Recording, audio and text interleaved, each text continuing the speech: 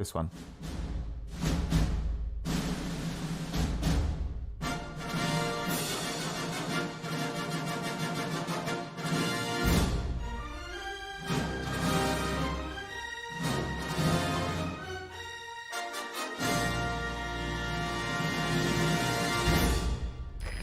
Results of quiet scans?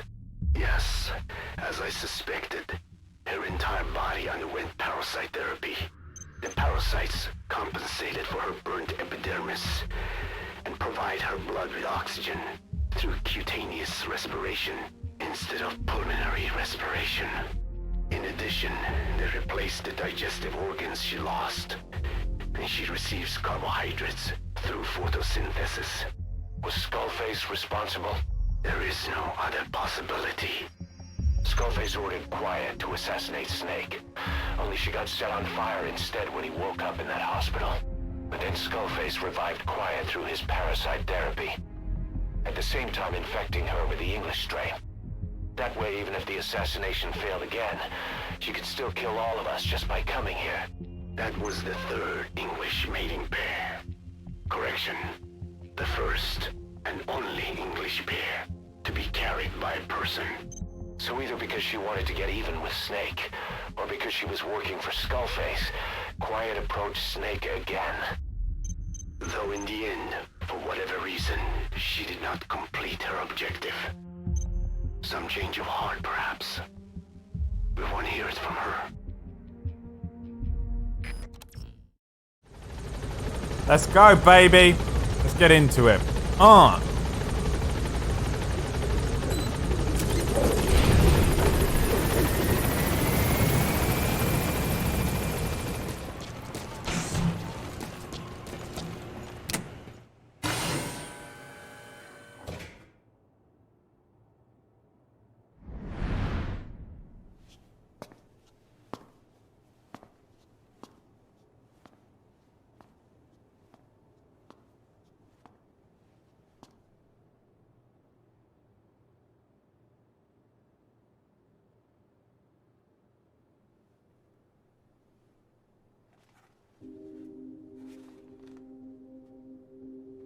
Snake?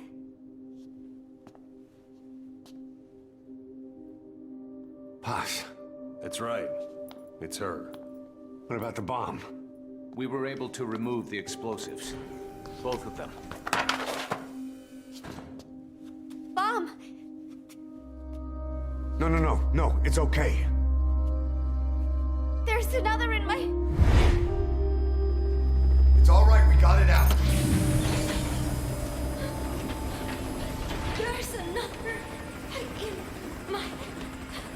The guided tour will be wrapped up by the time you get home. Make me proud. By the time they leave, I'll have the IAEA praising us as the poster boys for world peace. Out. Something's not right. Check her again.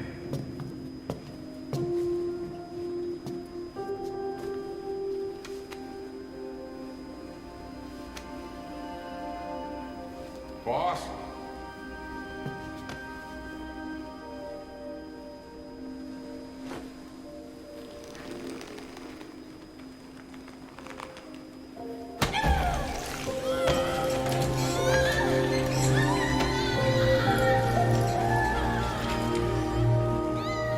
Bomb, there's... It's all right, we got it out.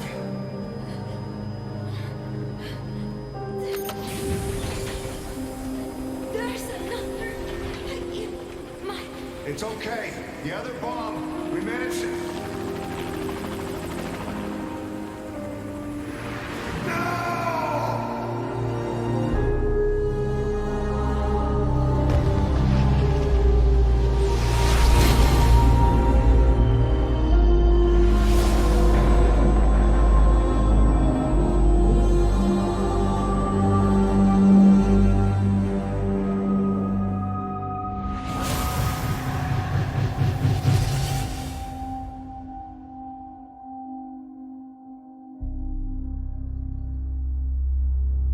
She hit the water hard, but somehow she managed to survive. Anyway, the shock triggered some kind of amnesia. Snake? Where Where's Professor Galvez? You mean... Yeah. She still thinks it's 1974. She's got no memory of anything before that either. Cypher, the KGB, nothing. It looks to be a kind of dissociative disorder. Dissociative amnesia, where memories are blocked out to protect the mind, and dissociative identity disorder, the whole personality changes. What we're seeing seems to be a combination of the two. She truly believes she's nothing more than a student living in 1974. Peace Day was a lot of fun. I hope we can do it again. She doesn't respond to anything that conflicts with her internal timeline. Doctor's pretty sure she's not faking it. If she had her memory, just think what she could tell us about Cypher.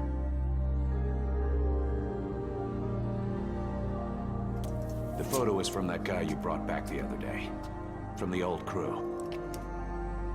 I thought it might jog her memory, but no luck. Anything else you can show her? Do you have something to show me, Snake?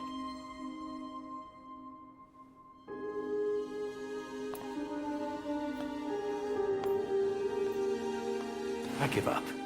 She's all yours.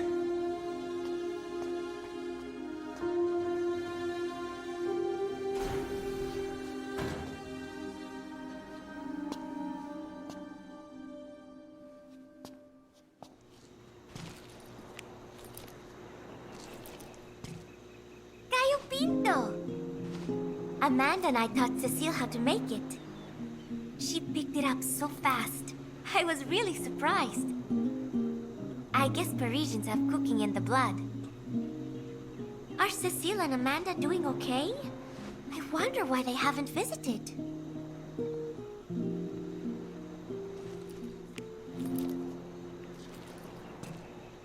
Remember Professor Galvez on his instrument during Peace Day? Ooh-wee-oo. Such a funny sound for a musical instrument. He said the Soviets invented it. Everyone sure seemed impressed. Music has no borders. The professor taught me that. Where's Professor Galvez anyway?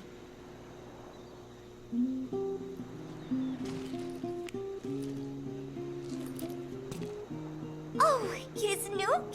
He is so cute. I haven't seen him around lately. Where did he get to? He is the official mascot of Mother Base, so he should show his face a little more. Want to know a secret? I saw Miller feeding Nook when no one was looking. Meow meow.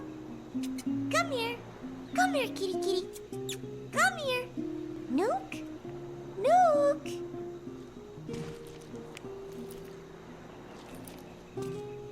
Who took this? Strangelove? Maybe when she rubbed that sunscreen on me. Oh, I'm trying not to remember it. But you know, despite her quirks, Dr. Strangelove is a good person. I wish you'd come and say hello.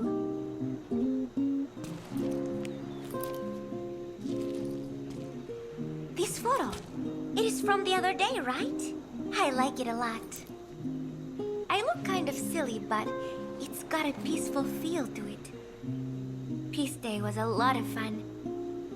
Everyone cheered at the end, even though I missed a few high notes. We should have more events like that, Snake.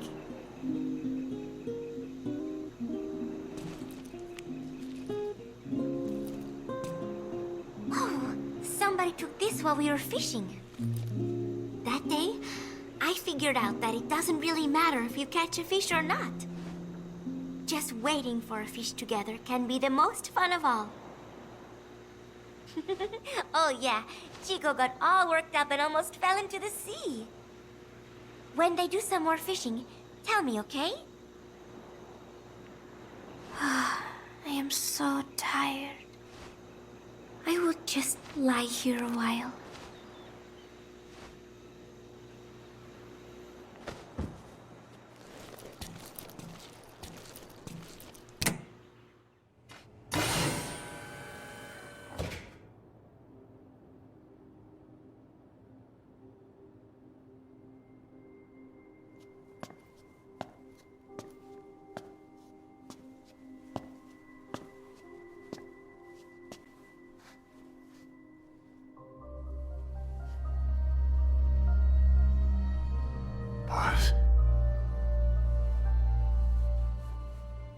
Snake?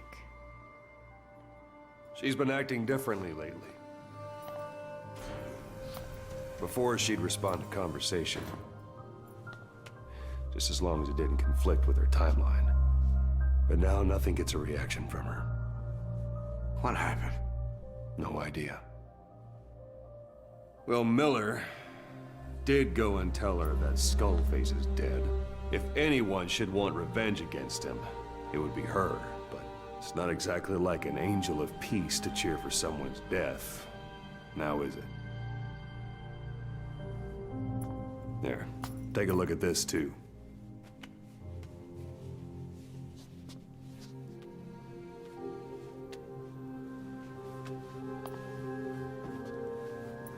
See it? Right there. The wound is open. Yeah, it was all closed up, and then it went back to this. But why? The medic has no idea how it happened. He figures it must have been self-inflicted.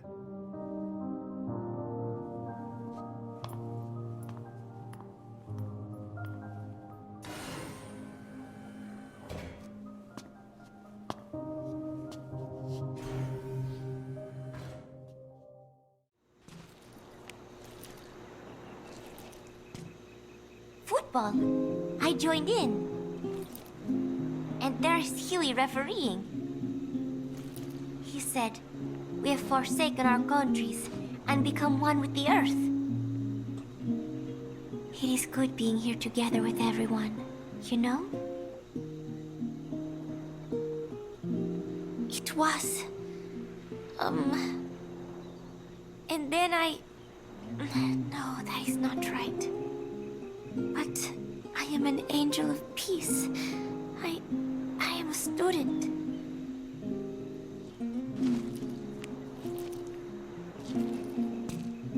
The Costa Rican Sea. It is so beautiful. Costa Rica means rich coast. Please, please, get them out of my country. Them? Huh? Who was I thinking of? It was... And then I... No, that is not right. But I am an angel of peace. I am a student.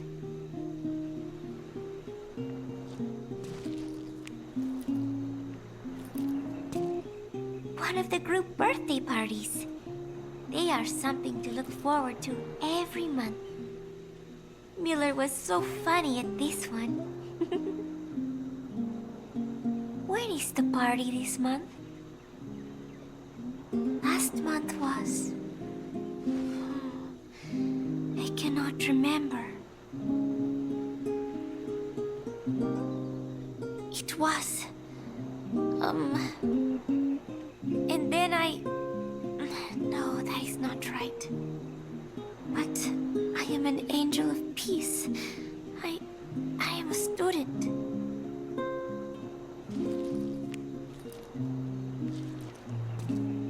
Chico, I wonder what he thinks of me.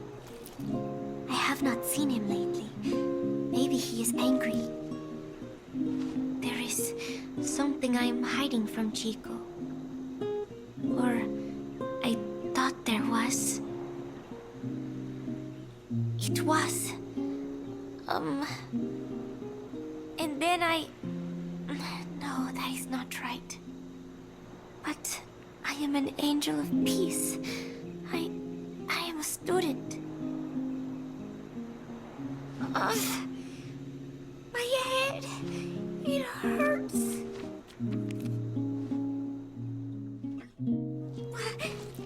Snake?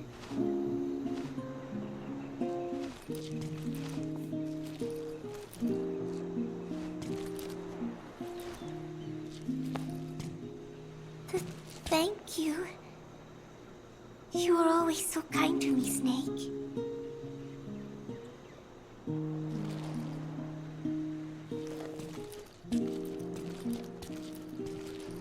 Come back again, okay, Snake? is going to be a kind of festival held on Mother Base. They are calling it Peace Day. Snake and his men may be without a nation, but they are still an army, and that means sometimes they have to fight the bad guys. Of course, they should not fight at all. It is obvious to me that any problem can be solved with reasonable discussion. Maybe Snake and the others think so too, because the idea is to set aside war for 1 day a year and relax in peace. I do not know how it came about, but apparently Snake and Miller got the idea while they were talking, and everyone on Mother Base went along with it. To think that deep down they all share a love of peace, that makes me happy. But never mind that. Somehow I have ended up singing on stage. Miller was all, "Come on, both our names mean peace. It will be great." Why does that mean we have to be in a band? Then he roped Professor Galvez in too, saying, "Hey, Galvez comes from peace too. We are the perfect act." I am not sure Miller really understands the origins of the name Galvez. But then again, you always have to take Miller's talk with a grain of salt. What I cannot believe is he went and told everyone we'd be performing together without even asking my opinion. Now everyone thinks it has all been decided. I like to sing, but I have never had to perform in front of a crowd. I do not think I'm up to this. But everyone seems to be looking forward to it. I guess I would hate to let them down. And anything is better than letting Miller sing. Oh, that was mean. Miller said he was going to write a song for us. I wonder what it will be like. It is funny. The more nervous I get, the more I find myself looking forward to it. The whole base is busy getting ready for Peace Day. Miller has finished writing his song, so I went with Professor Galvez to listen to it. Miller was really into it, humming away as he played the song on his acoustic guitar. But the song melody did not match up with the guitar chords at all, and it sounded more like a mess than music. Miller's very enthusiastic, but I think he's tone deaf. I guess the guitar backing sounded good at least. But as I was wondering how to break it to Miller, Professor Galvez took out an odd instrument. It was just 2 antennas sticking out of a box, more like a radio than a musical instrument. He said it was invented by the Soviets, but why would Professor Galvez own a Soviet-Russian instrument? I asked him, and he told me music has no borders. Well, I cannot argue with that. Good music is something people of any nation can appreciate.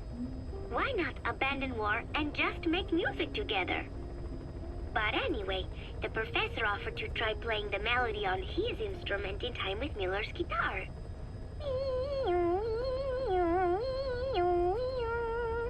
It was like something from another world. But somehow, it fit Miller's guitar backing really well. It even gave the song a charming, down-home kind of feeling.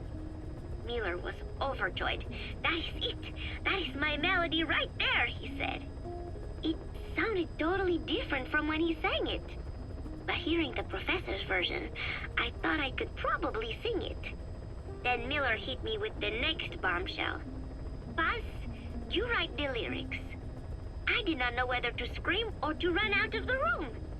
There was only 1 week left until Peace Day. So, as if putting me on stage to sing was not enough, Miller even expected me to write the lyrics. He even said he had thought of the title already. Love Deterrence. As if he had done the hard part. Deterrence, love, deterrence. Deterrence it is when nuclear weapons prevent war, right? I do not see how love fits in. But it was too late to complain, so I just sat and listened to the tape of Miller's backing guitar and the professor's melody over and over again. I guess the melody is more Professor Galvez's creation than Miller's, but on the whole, I think it is actually a good song. First, it goes for your heart with a sorrowful opening, but then you feel revitalized as the song goes on. Miller grew up in post-war Japan. Maybe that is why the song has that kind of balance. Long ago, I heard some Japanese music called enka, I think. It sounded this way, but I wonder why it has to sound sad in the first place. Miller called it love deterrence. Doesn't that mean he had a love song in mind? All I see of Miller and women is the way he fools around with a lot of them at once. But maybe he has had his heart broken too. And what about me? I found myself thinking about Chico and Snake as well. I know Chico has a crush on me, so naturally he should come to mind. But why Snake? He saved me, and I feel indebted to him. But I thought that was all he meant to me. Why does my heart flutter when I think of him? It is embarrassing to be unable to control this emotion. There has to be a way to suppress it, to forget it. But maybe that is what love deterrence is? With that thought in mind, I went to my desk and began to write and write. Just 3 days left until Peace Day. I finally had a decent draft of the lyrics, so I showed them to Professor Galvez first. He liked them. He said I had done a superb job capturing the sense of a young girl's troubled heart. There were 1 or 2 lines I thought needed brushing up, so although he said lyrics aren't my specialty at first, he gave me some advice. Everything he said made perfect sense. When I tried putting in his changes, they made the song feel deeper, more sincere. That is the professor for you. He always has the answer. With the lyrics finished, I was ready to show Miller. He does not often take things seriously, but all of a sudden, he was saying, "Paz, you have the soul of an Enka songwriter." And I did not even listen to Enka all that much. Maybe I am pretty talented after all. But still, it took so much time to write the lyrics that there is hardly any time left to rehearse before Peace Day. The 3 of us rushed into the makeshift practice studio on Mother Base to see how we sounded together. Miller strummed away with a big smile on his face. I sang the main melody, and Professor Galvez improvised a backup melody. I know the professor is smart, but is there anything he cannot do? And Miller's guitar playing sounded a lot better now that he stopped singing. But I can hardly criticize his voice. I thought I had learned the song well enough listening to the tape as I wrote the lyrics, but I had trouble with the pitch and kept missing the rhythm. I have to practice, but there's almost no time left. It is just 3 days until Peace Day. Wait, I thought there were 3 days left before. I went and checked today's date with Miller and the professor. The date has not changed. It is the same day. Something is strange. Am I reliving the same day?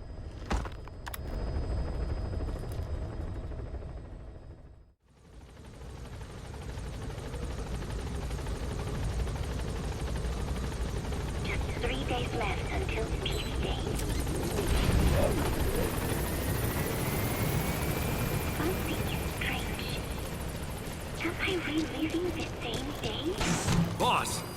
Welcome home.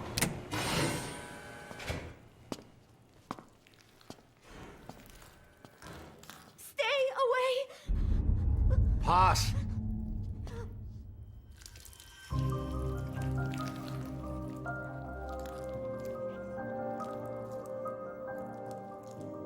Bomb! There's another!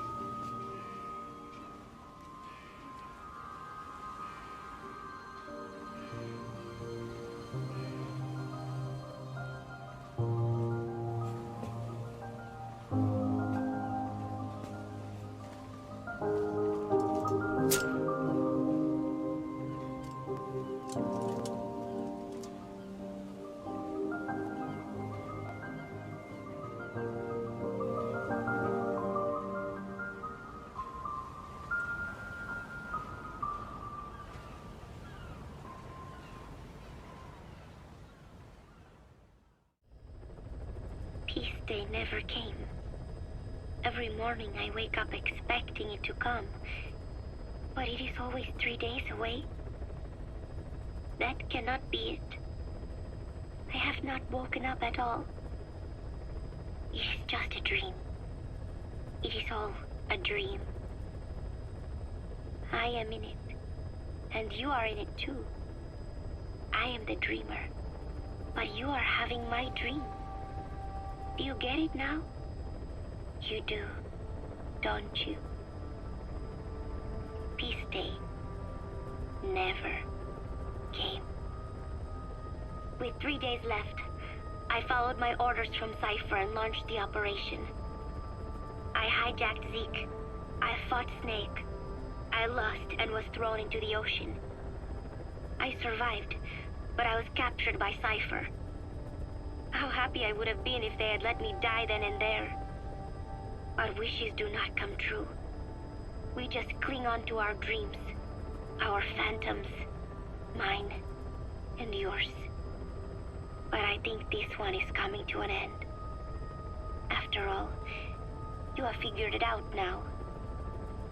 You can kill Skullface, murder Huey, slaughter Zero, burn the whole world down, and it still won't bring me back. Me, or any of the dead. And that was our business. War. We bought our daily bread with money paid to us for killing. Maybe us getting killed was just balancing the scales. You know, Mother Base was never the heaven we wanted it to be. But I was still happy to have lived with everyone there. It was such a short time. Such a hypocritical peace. But while I was on Mother Base, I was happy. So, I hope I am not the only one who looks back on those days with happiness. There is more to remember than hatred and rage. But of course, this is you thinking that I should think that. It is no mystery now. I am just a phantom. A fragment of the mind you have lost. The real me died a long time ago. But even so, more so, I can tell what you are really feeling. The real emotion that is locked away at the bottom of your heart. Let it fly out. Let it guide you. Live. I think it is my job to tell you that. That is why I exist. So this tape is the last one. Once you are done listening to it, I am one phantom limb that will be gone for good. My flesh, my bones, joining the silt on the ocean floor. But do not forget, as long as you remember me, I will always live within you. Not a phantom limb or a phantom anything. As part of your heart. I will always be your angel of peace. So, I know exactly how to finish. Say peace.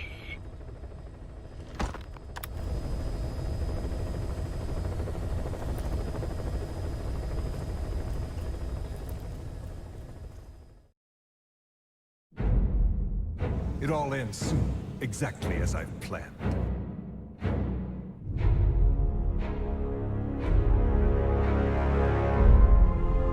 Help me, Snake. Now for the second one. In a place they'd never look. The scientist was our way in. Our guests are right on time. She's rigged. Damn it, we were set up! You have made me believe that I will make it out of here.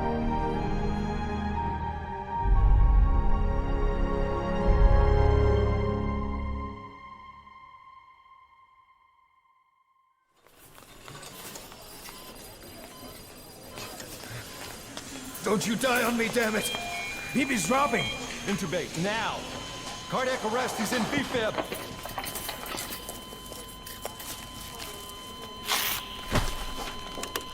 Clear!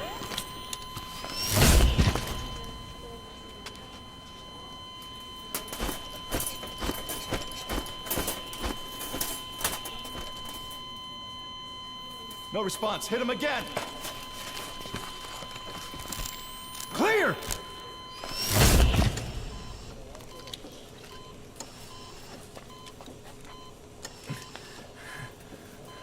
How's he doing?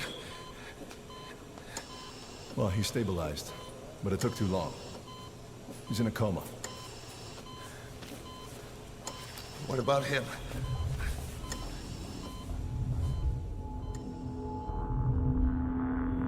He, took some shrapnel to the head.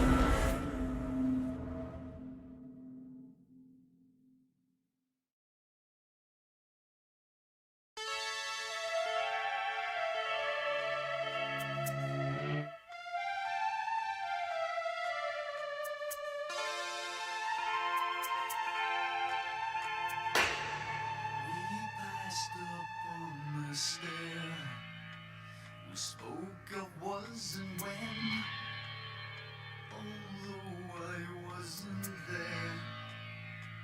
He said I was his friend, which came as some surprise. I spoke into his eyes, I thought you died alone a long, long time ago. Oh no, not me. I never lost control. Your face to face with the man who sold the world.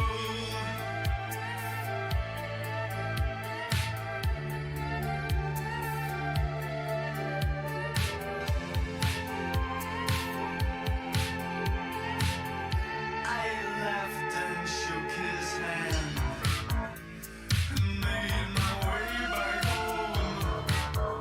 I searched for fallen land. For years and years I roamed. I gazed and gazed stare at all the millions here. We must have died alone.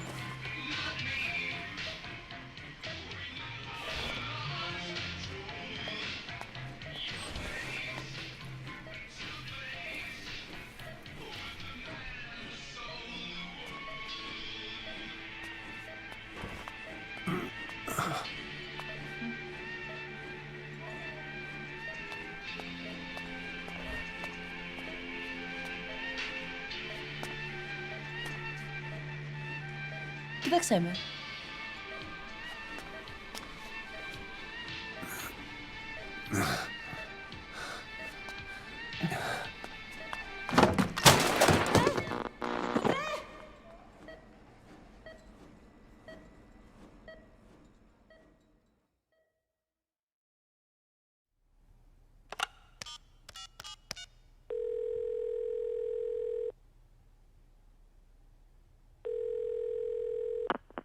V has come to.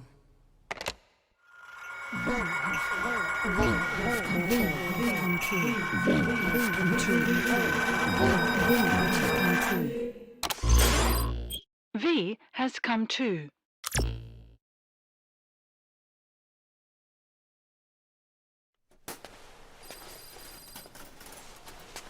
Ακού με.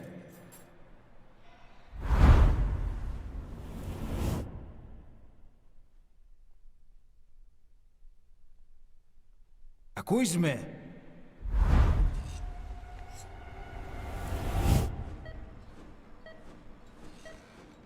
Can you hear me? Look at this. The fragments are lodged deep within your cerebrum. This X-ray is of your upper body.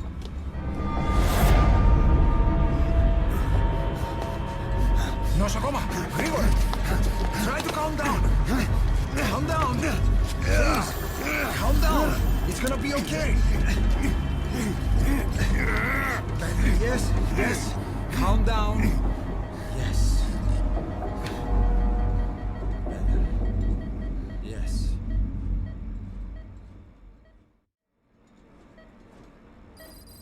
Έμεινε σε κατάσταση πλαστική εγχείρηση.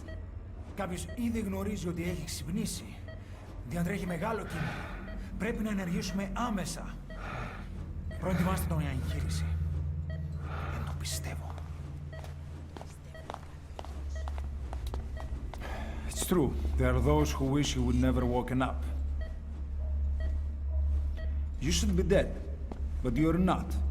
The wheels are in motion. Your enemies are everywhere. We must alter your appearance immediately.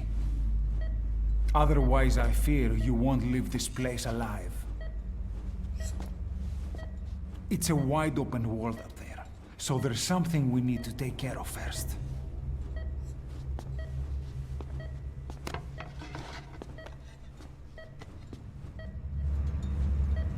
This is you, as you've lived until this day. I'm going to change your appearance. We have no other choice.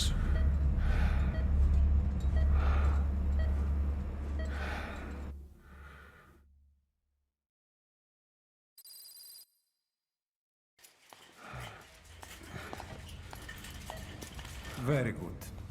Now let's remove these bandages. Your face has healed nicely.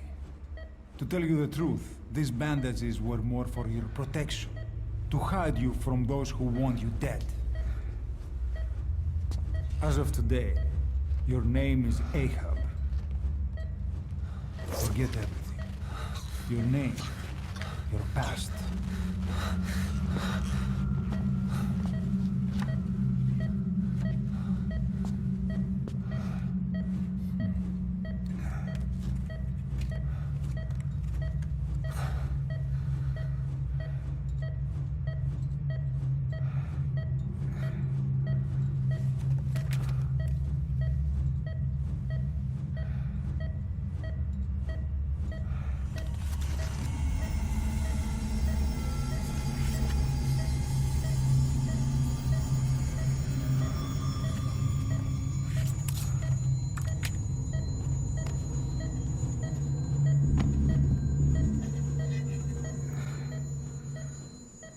Everything feels all right?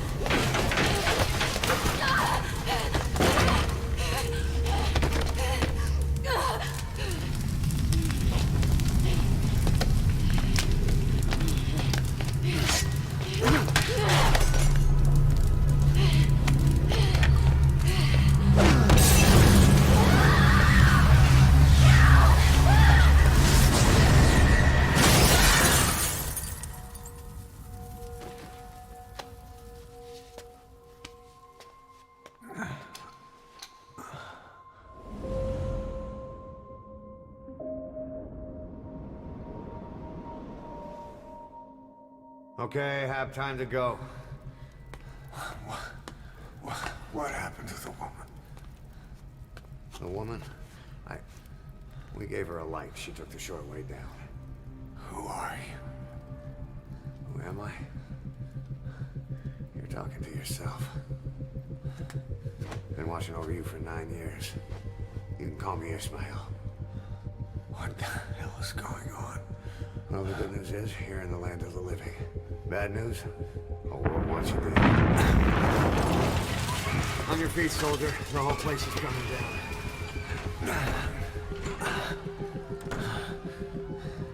Need a little pick-me-up? Okay. Here. Nothing like a little digoxin to get you back in the game.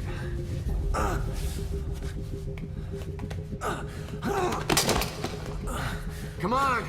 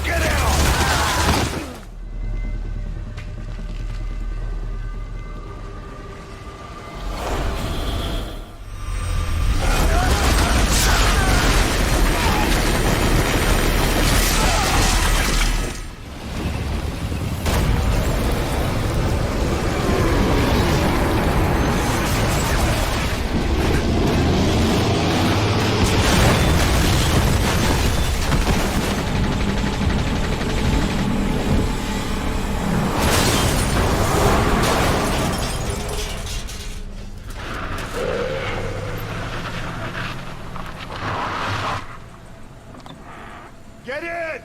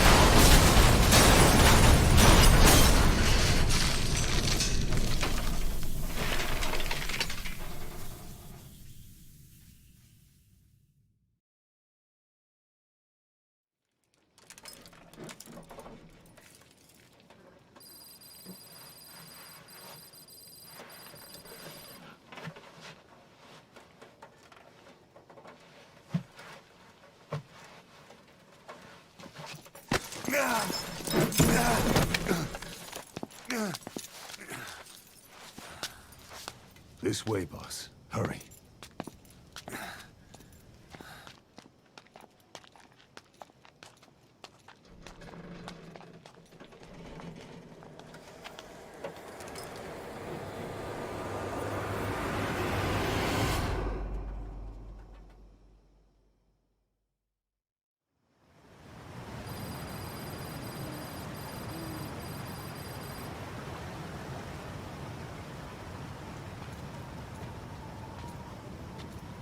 Use that bike.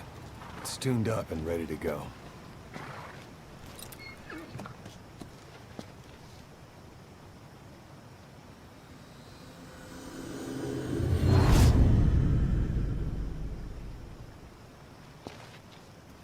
I'll handle the rest. Here. That's your name as of today. You best change your face, too. Now this one, he'll take your place. From here on, he's Snake.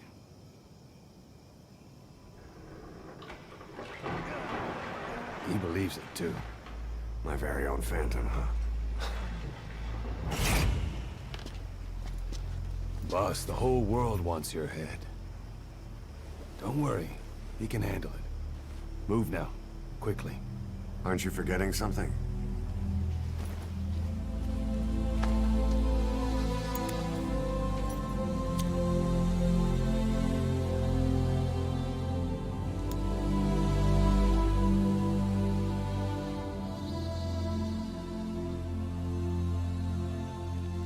We'll meet again.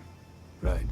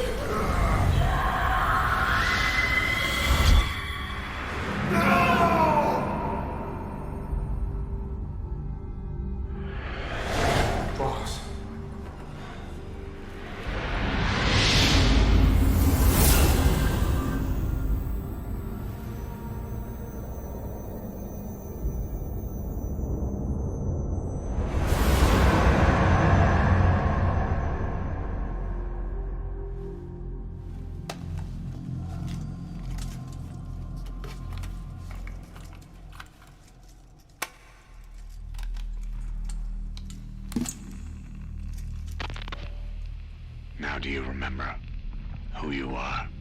What you were meant to do?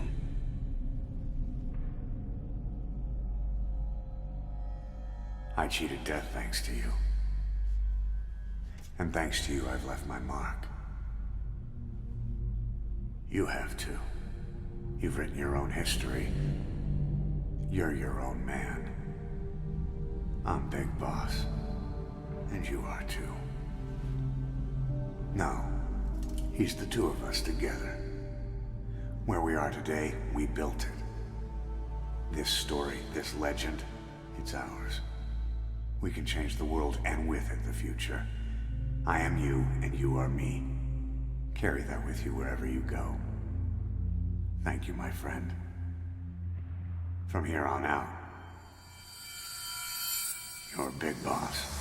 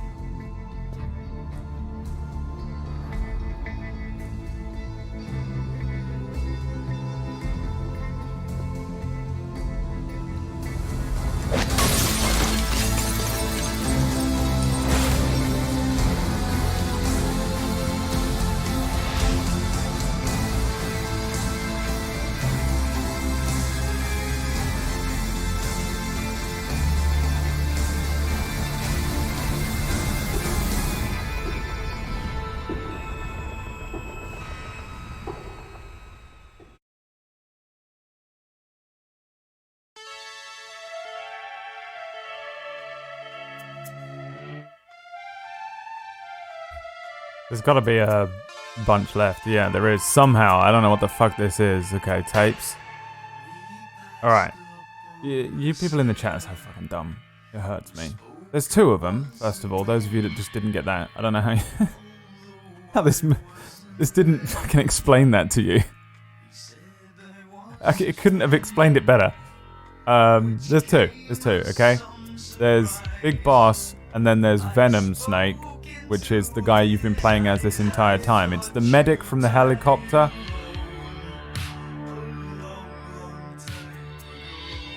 They turn him into Venom Snake so that there's two of them. It's a distraction for all their fucking enemies and all that shit.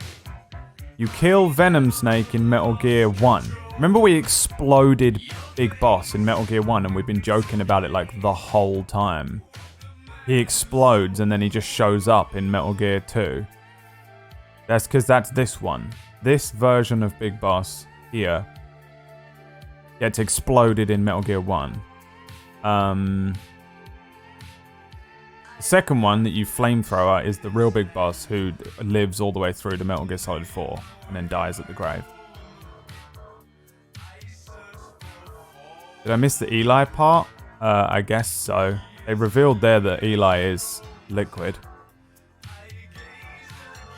The reason that the blood test confirms that Eli isn't a clone of Venom is because he's not Big Boss.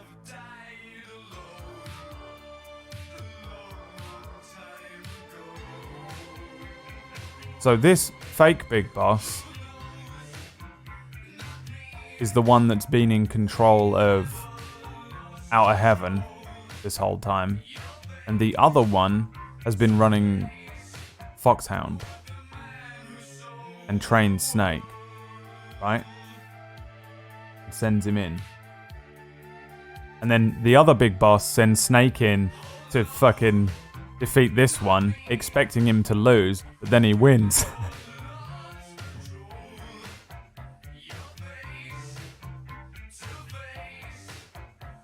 Anyway, there's still a bunch of this left that I'm gonna sit and watch. There's clearly like a lot of tapes.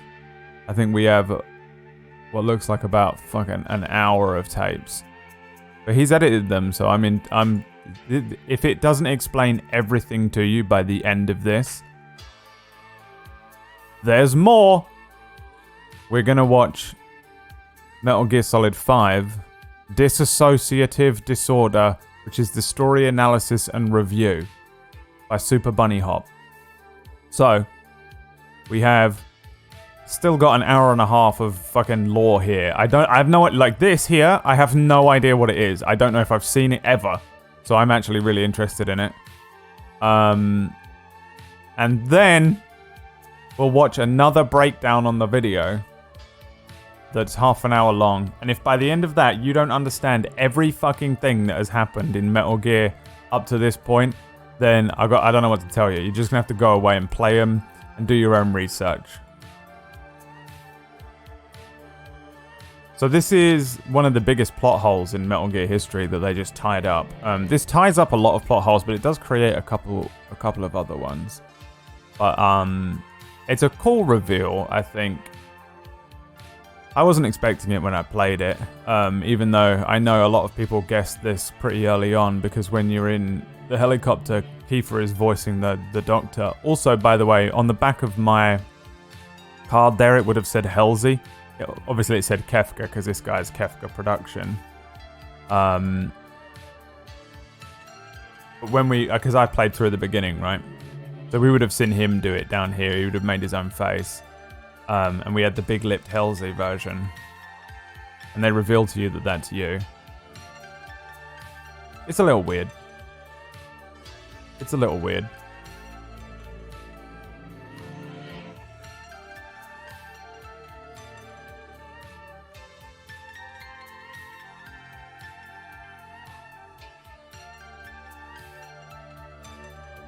Kiefer Sutherland's voice is not recognizable to me, so I missed it completely.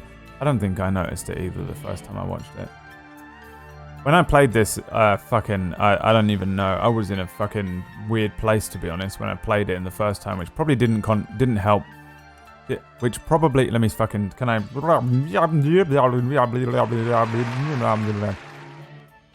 Which probably contributed to my hating the game. I was so tired that year. Pars section is so much better as a movie than when I played. Yeah, I think I've got one of those cards. I also love that the guilt that the Doctor feels, because this is the medic, the guilt the medic feels for not finding the second bomb plays on him really hard in this game during that Paz section, which is really interesting. The fact that him and Kars are the ones that go for all this vengeance throughout this game is really interesting too. Because the real Big Boss for sure didn't give a fuck. That's the thing about Big Boss. Is that I doubt he would have had all of these issues with guilt and stuff. I think, compared to Venom Snake.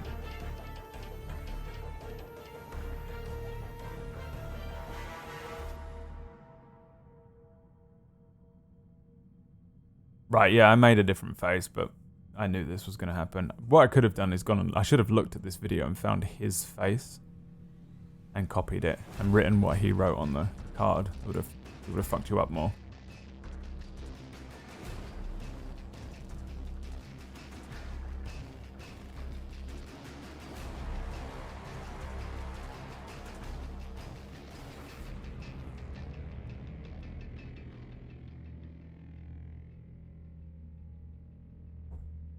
It was a nice reveal in this though. I feel so dumb for being annoyed at that character creator in the beginning. Yeah, no, it's really weird. And the game takes so fucking long to play that you forget you've even done it. And it's weird because they do that to you a little bit in Metal Gear Solid 2 as well. I remember putting my name into that computer in MGS2. And at the end, he reveals his dog tag and it said my name on it. And I had no idea how the fuck they had done that. It scared the shit out of me. It freaked me out so bad. I couldn't remember putting my name into this fucking game at all. I'm like, how does it know? How does it have, where has it drawn that information from? It scared the living shit out of me. Didn't they get both bombs out of Pars? No.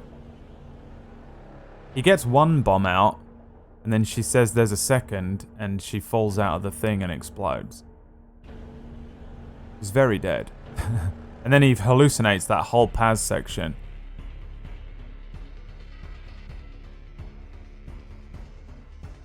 The figment, yeah, she's a figment of his imagination brought on by a combination of guilt, missing the second bomb, and his head injury. Because he's a medic, right? Who was the flame guy? Volgin. They take Volgin and kind of vaguely keep him alive or something. Wasn't it a rocket from the other chopper? No, I think he hallucinates that as well. I think the original thing you see. You don't see the rocket the other time. The first version is real. The second one is his brain just fucking making shit up and trying to cope.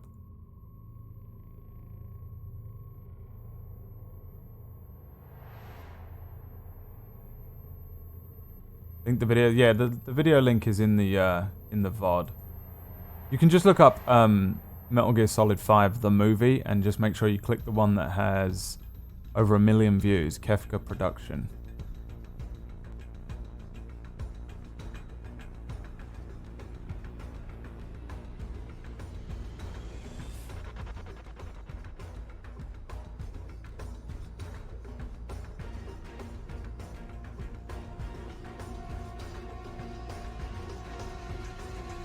I wonder why in MGS4 he didn't have that big thing in his head. Right, yeah, because it's not him.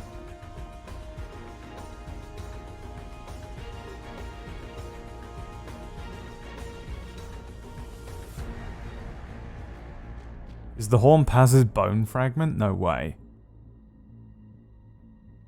That's fucked. If that's the case.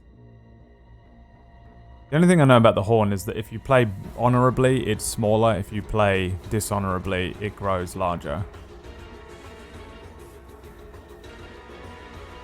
It makes sense in the end, but it's so fucking confusing. I bet most people never even made it this far. Yeah, exactly. It's really weird. Let's jump into the final little hour.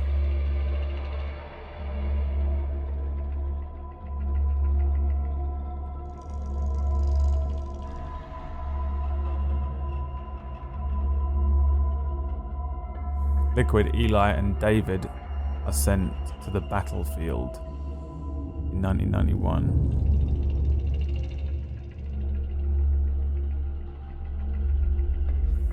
While commanding Special Forces Unit Foxhound from a position in the US military, Big Boss establishes the fortified military nation Outer Heaven in South Africa.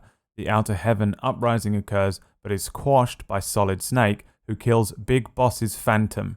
There it is. That's Metal Gear 1.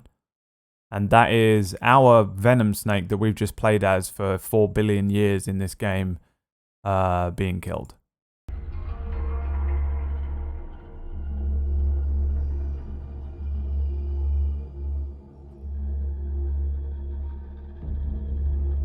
Zanzibar Land Disturbance, 1999. Solid Snake kills Big Boss with a fucking pen. A little flick pen and makes a flamethrower out of a fucking like Gizmo in Gremlins 2 or whatever. Makes a little flamethrower out of a lighter and a fucking fart canister. Solid Snake kills Big Boss with a fart, but the Patriots revive him and conceal his comatose body.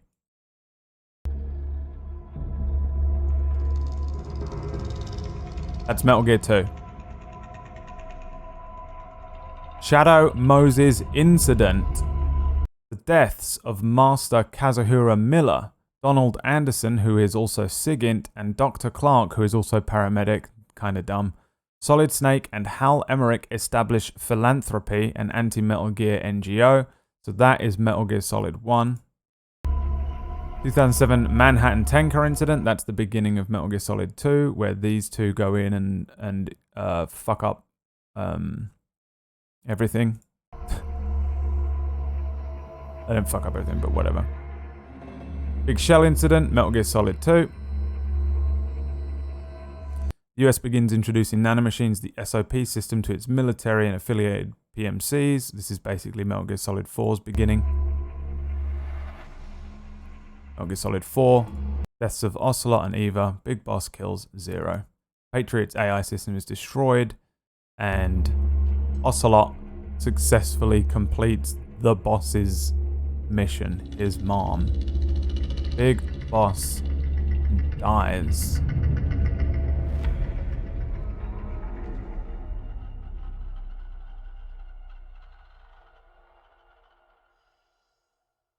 What was it all for? If the boss has some plan, what is it? The real Big Boss is working separately from us to create his new nation. New nation? A military nation above and apart from all. The true outer heaven. Something created to maintain world balance. Independent of the struggles for supremacy, for personal profit, the cycles of revenge between countries. It'll be an army, all right, but more. Big Boss is building a nation. But until it's complete, we support the other Big Boss. The Phantom carries on his legend, his meme.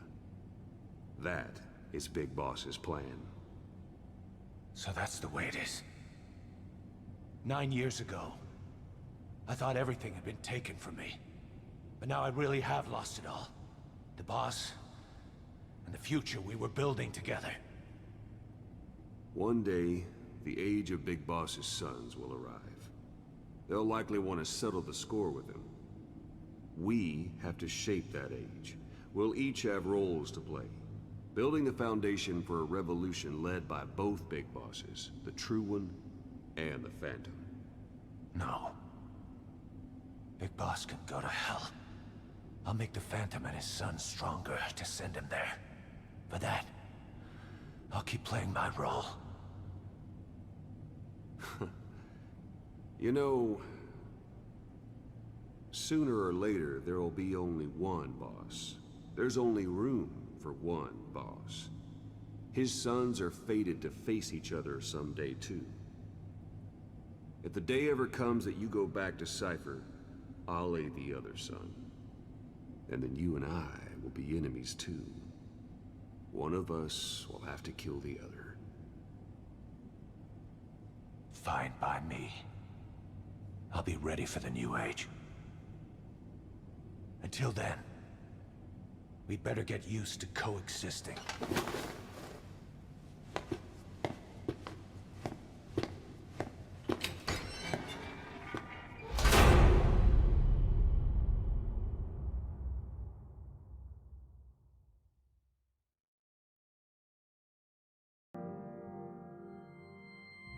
Chapter what? The last nuke's been decommissioned. It's over, boss. Not yet. It's not over yet.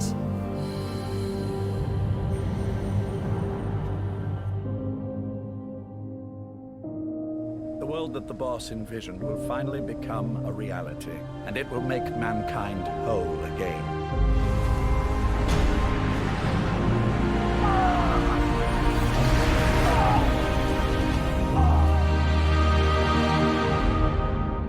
I haven't forgotten what you told me, boss.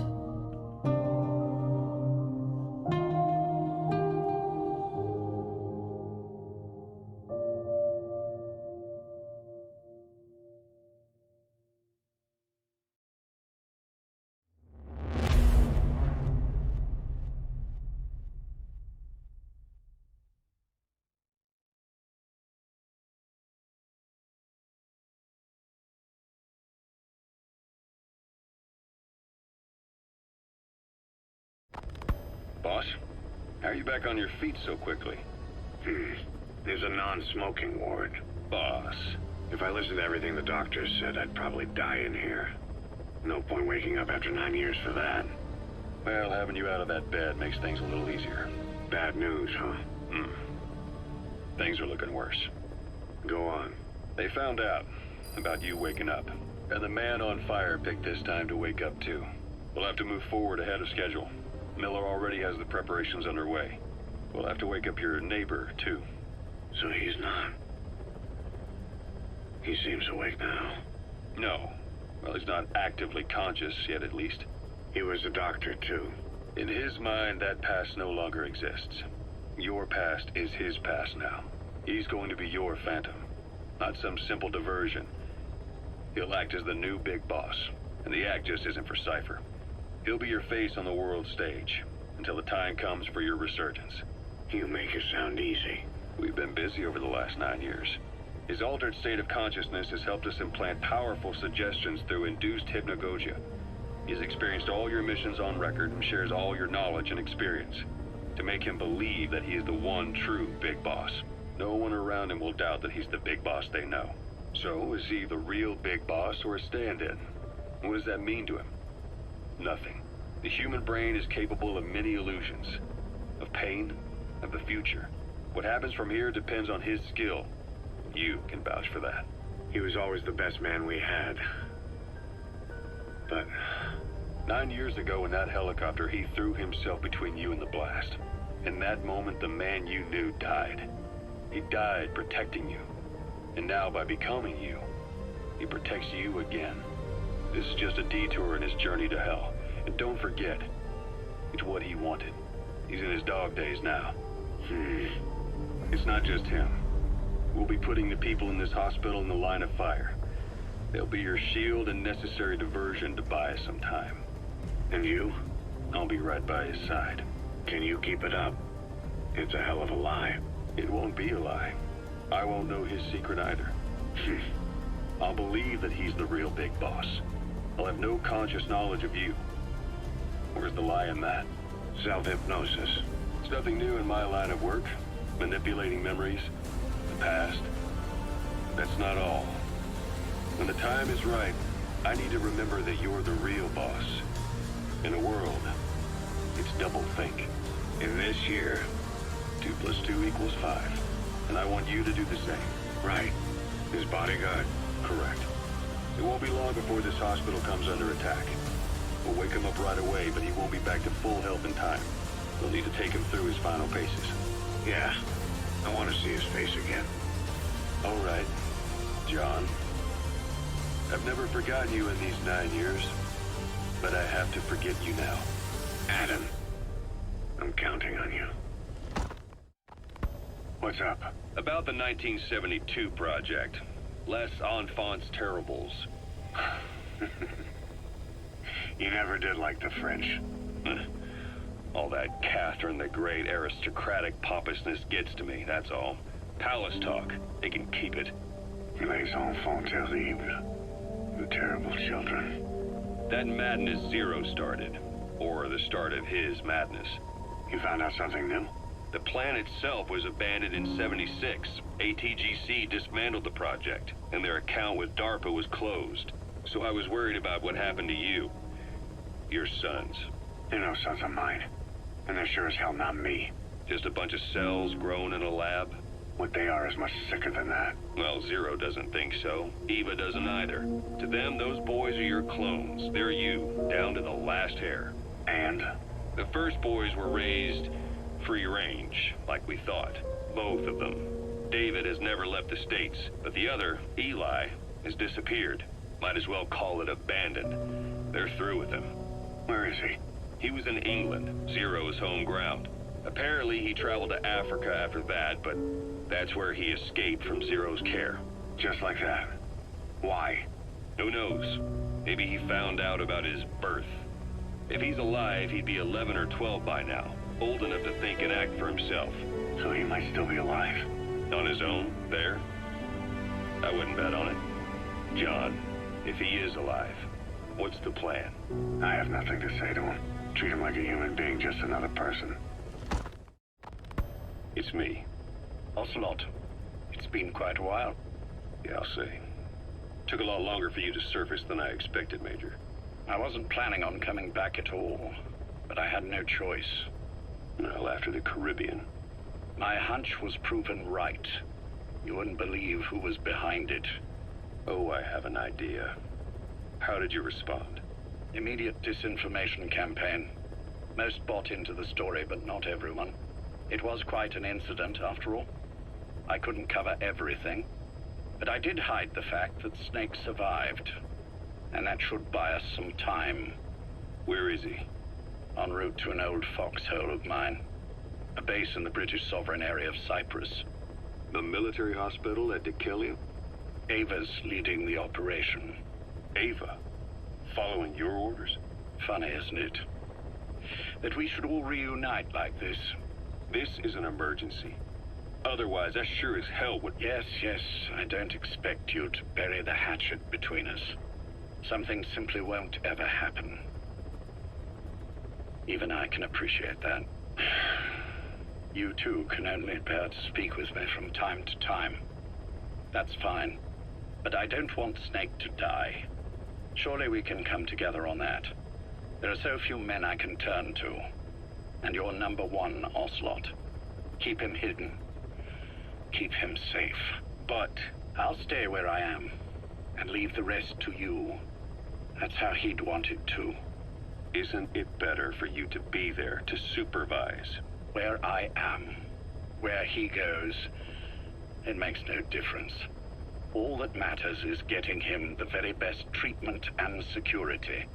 The latter being where you come in. Will he wake up? And if so, when? I have absolutely no idea. But as long as his heart is beating, he will keep fighting. So please, watch over him. This location, it's safe? No one will find him. And if they try, I will deal with them. The information must be suppressed. Which is what you do best. Guess you're still at the top of your game, huh? Anything but. I'm sick, Ocelot. Donald's taken over a great deal. He'll be handling this situation from here on as well. Though I wish it weren't so. This will probably be the last time you and I speak. So, you won't say no, will you? I have no choice. Thank you. Save your thanks. One more thing. A proposition. Yes. I've prepared a ruse of sorts. One I imagine you'll quite like. What is it? You could say I've made another Snake. Major? I'm not talking about the children. A mental copy. His phantom, if you like. I don't understand. You will when you get to Cyprus. I've set the ball in motion, but the rest is in your hands. You're good at this kind of thing. The best. I need you on this. If it's in his best interests. I assure you, it is. Look after Snake. He's the toughest son of a bitch I've ever known. Yes, it's me. You weren't in hospital long. I had trouble finding you. Where is he? Safe. But in the same state as when you last saw him. We've had our misunderstandings, you and I. But as you've made clear, our relationship is strictly business. Therefore, I will limit this conversation to the business at hand. Please understand that I don't dislike you. Not inherently. Where is Snake? No. Settle down, or I'll have to hang up. And then you never hear from me again. Do you understand?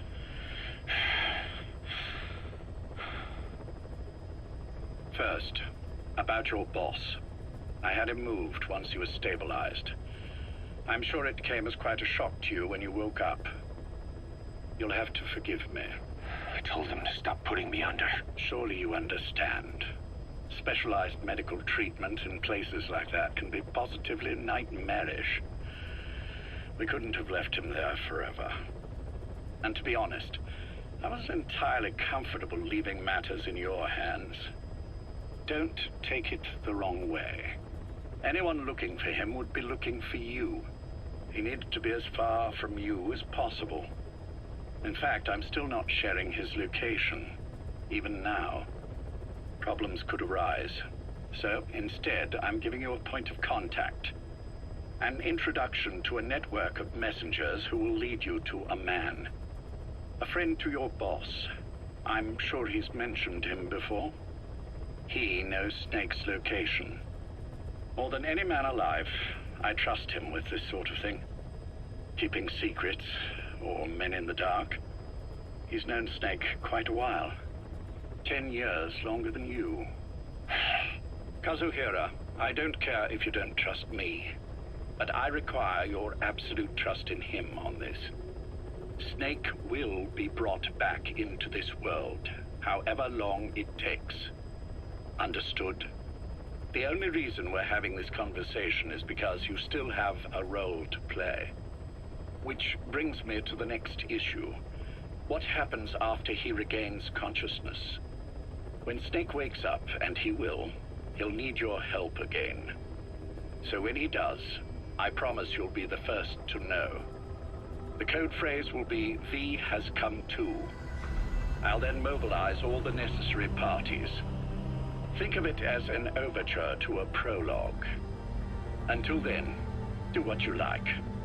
Just be ready when the time comes. But you don't need me to tell you that, do you? I know it's been hard on you too. But I can't imagine you're willing to just walk away. What are you talking about? If what you're saying is true, then this is like wrapping a rope around your own neck and throwing it over a branch. What's your play in all this? This is for Snake. So that he survives after he wakes up. Nothing more. After that, I don't care what you do. Then tell me something. Go on. I only joined you after I found out what you were after. To make the world one, you need Snake for that. And he's already done a hell of a lot for you. He has.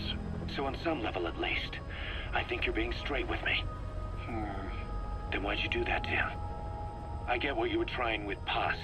You wanted to get Snake any way you could. But after that, what you did, how could you do that to him? After that wasn't me. You may not believe this, but I never intended for any of this to happen. My organization has many arms. It's just going to take a little longer before we're all on the same page. I admit I may have been lax in my supervision, but something like that will not happen again. Whatever. One day, I'll know the truth. Just as soon as the boss wakes up. And then we're coming after you. This ends with you begging us to put you out of your misery. Is that so? Fantasy can make for a powerful ally. But remember this reality, Kazuhira Miller. Big Boss will wake up. And when he does, be there for him.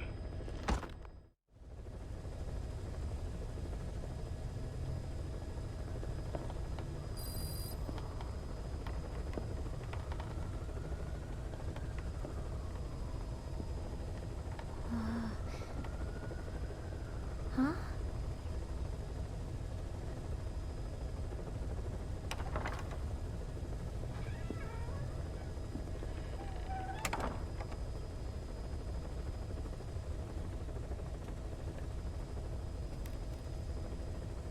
Over here.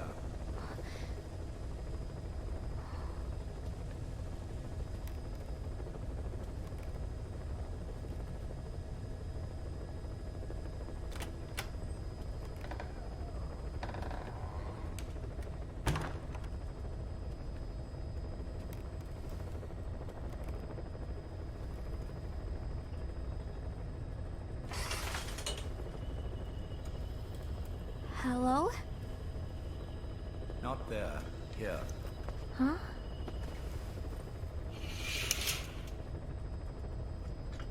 Thank you for coming. Please. You're... Is it that odd? I suppose the cuffs have gotten a bit loose. Although, truth be told, I have been spending more time in pajamas as of late. No, nothing. The tie, perhaps.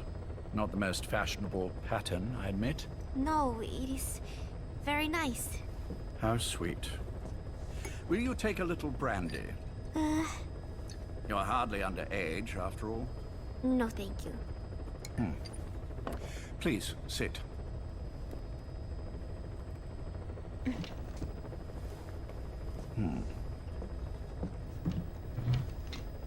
Pacifica Ocean. What? Ah, yes. You've already begun. Not bad. A schoolgirl through and through. Even he won't suspect otherwise. Here you are. Thank you.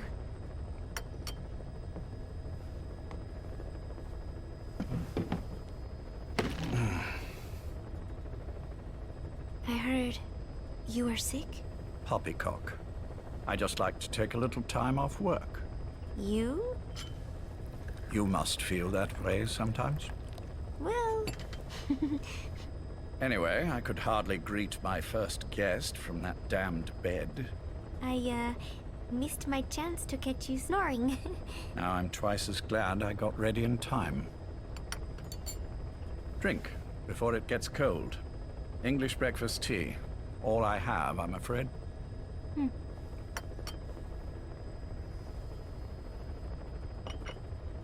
There were 8 candidates before you, meaning you will be the 9th Paz Ortega Andrade. What happened to the others? They're in the next room. They've been taking it easy these past few months. They... Do you see any windows here? No? I've gotten used to it. This life. I am who I am, after all. And I've had my fill of cursing this bloody dungeon. Excuse me. But I can't help sometimes. Wishing I could see the stars. What should I do? Well, you could go outside, go up to the roof, wait for the clouds to pass. You would have a view of Manhattan, and a pretty one too. But once the wind blows, and the clouds pass, you can look up and see a sky full of stars, even here. You've had a hard time getting to where you are. Yes. Sewer rats lead better lives. I know. Extreme training, starvation, days spent without sleep. Abandoned, hurt, and all but killed in every way imaginable. Some of your compatriots died. Others betrayed you, left you for dead. And you did the same to them. But through it all, you survived. And you alone made it here. Just look at you. I can see everything you've been through. Yes. Consider this mission a reward for the mountain you've climbed. Thank you. Yes, well, you know what's next. Yes. And you are prepared? Yes. I believe you. That ever so slight tan. Not the type you'd get on the West Coast. If I didn't know better, I'd say you really did grow up around the equator. But it runs deeper than that. One look at you, and I see a wide-eyed student yearning for peace. Born and raised in Central America. I can see it all. How much preparation have you done? A little. You'll be perfect for this, to strike back at Snake. I'll share everything I know about him. But you mustn't forget who you're dealing with. If he were to get the better of you, well, I deeply regret having put you in that position. But beyond that, I'm putting my life in your hands. You can trust me, Cypher. None of my friends call me that. Tea's gone cold. Shall I make some more? I know we are the only ones here. There's no one in the other room. And how do you know that? You said I was your first guest. Oh, I haven't had this much fun in quite a while. All right, then. Cypher's been in hiding ever since his grand experiment. No one's seen him in years. All we hear are orders delivered by proxy. Except you. You met with him, face to face, in order to contact Big Boss. Tell me where he is. Where is Cypher? Where is Zero? I've never known choice. Where I was born, the language I speak, I've never had the freedom to choose for myself. But you, right now, are free. Do as you will. This will save Big Boss. It may. Will you really kill Zero for me? Not for you.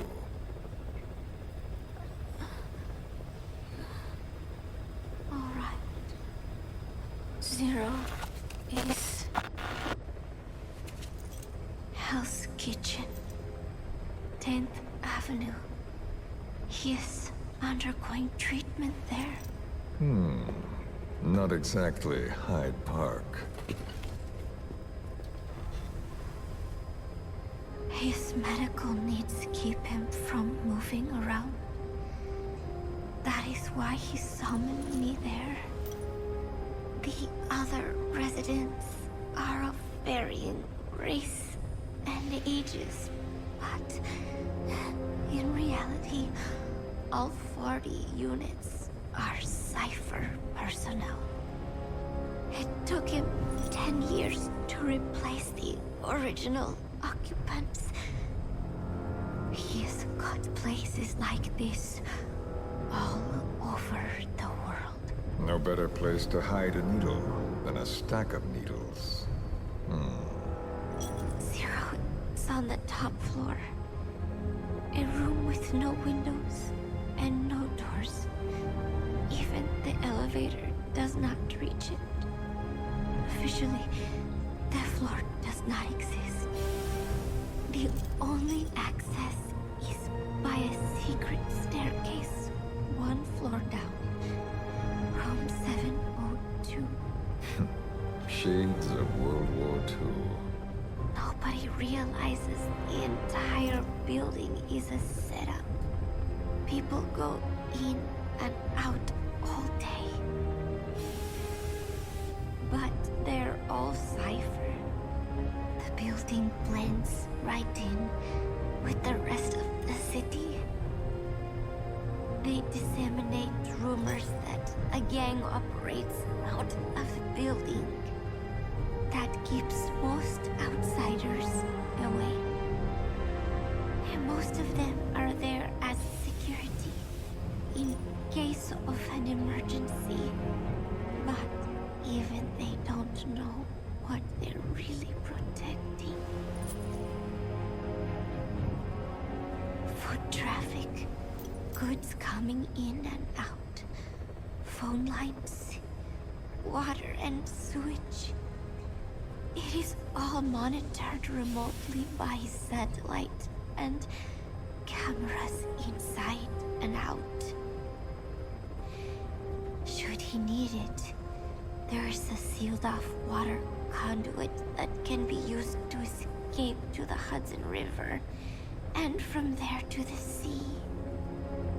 But from the outside, it is just another building. A perfect disguise.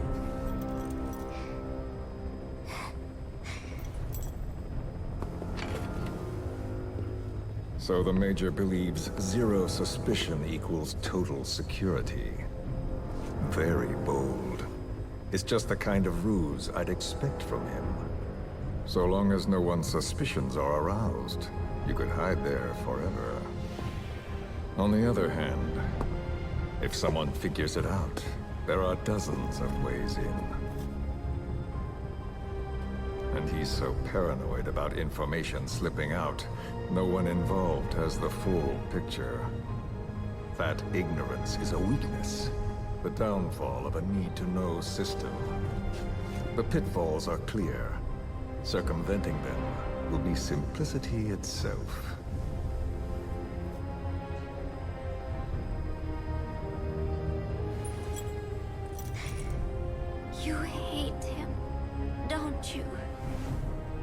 hate? He never left me to die. I owe him my life. I'm bound to repay the favor. Any way I can. But that's not what you really want to know. What you want to know is, do I hate Big Boss?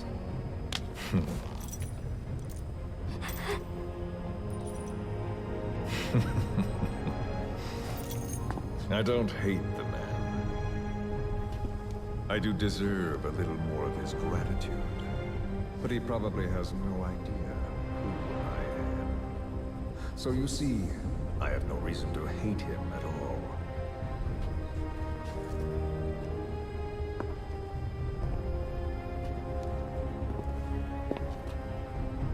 I mean to have my revenge against Zero. It's not petty hatred or resentment. Nothing so personal. Even the hottest lava eventually cools, becoming a mountain. And that mountain becomes the land. Scalding steam comes back down as rain, forming rivers, draining into the sea. It's then that nature's order sets in. Now I'm merely a part of that cycle. Just like Zero. And you.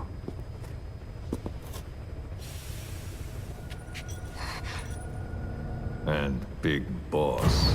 Don't do it!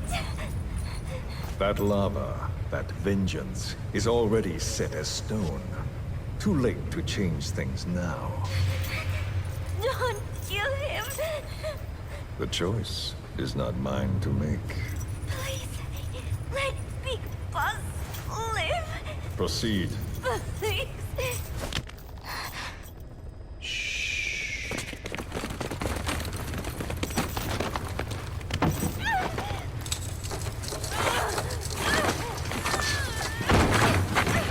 Give her the shot already! Hold her still!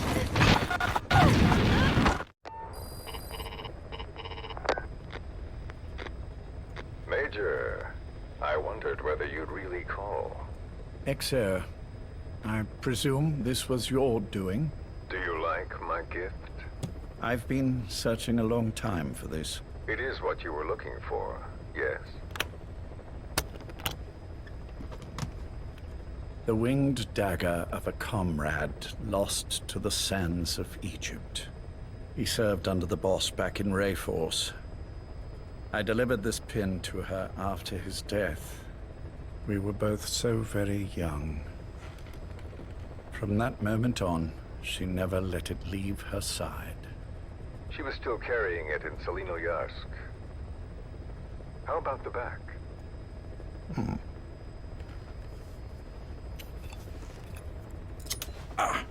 Something wrong, Major? Nothing, just pricked my finger. The back. The scar is there, just as I remember it. And this white stitching on the back. From the white berets the SAS wore in the early days. Major? 30th of December, 1941. It's the inscription I made the day he died. Of course. His body was never recovered. This pin badge is the closest thing he has to a gravestone. When I gave it to her, she just kept on running her finger over the inscription. Never again, she uttered, as if reprimanding herself for his death. She pressed hard, embedding the inscription itself into her finger. You see, it's why this spot on the back looks shinier than the rest. He was our brother in arms. So... Yes, it's real. Thank you. There's no doubt about it. Good. Now I have no regrets. What do I owe you? Nothing. Just want to talk for a moment. Very well, then. It's about our man, Major. He's been making some moves. Miller? Yes, I know. Rhodesia, is it? Yes, and up to his old tricks again. No matter. He'll stumble soon enough. Although he is under my jurisdiction now. And that's what you want to talk about? Not exactly. You see, my being here has made me realize I can still be of use to you. How so? This country is rich with biological resources. Bacteria, nematodes, viruses. I'm sure we can find something here to bring that plan back into action. Forget it. The Cleanser Project was just another one of my predecessor's daydreams. And the vocal cord parasites? Were an excellent test case for reverse evolution.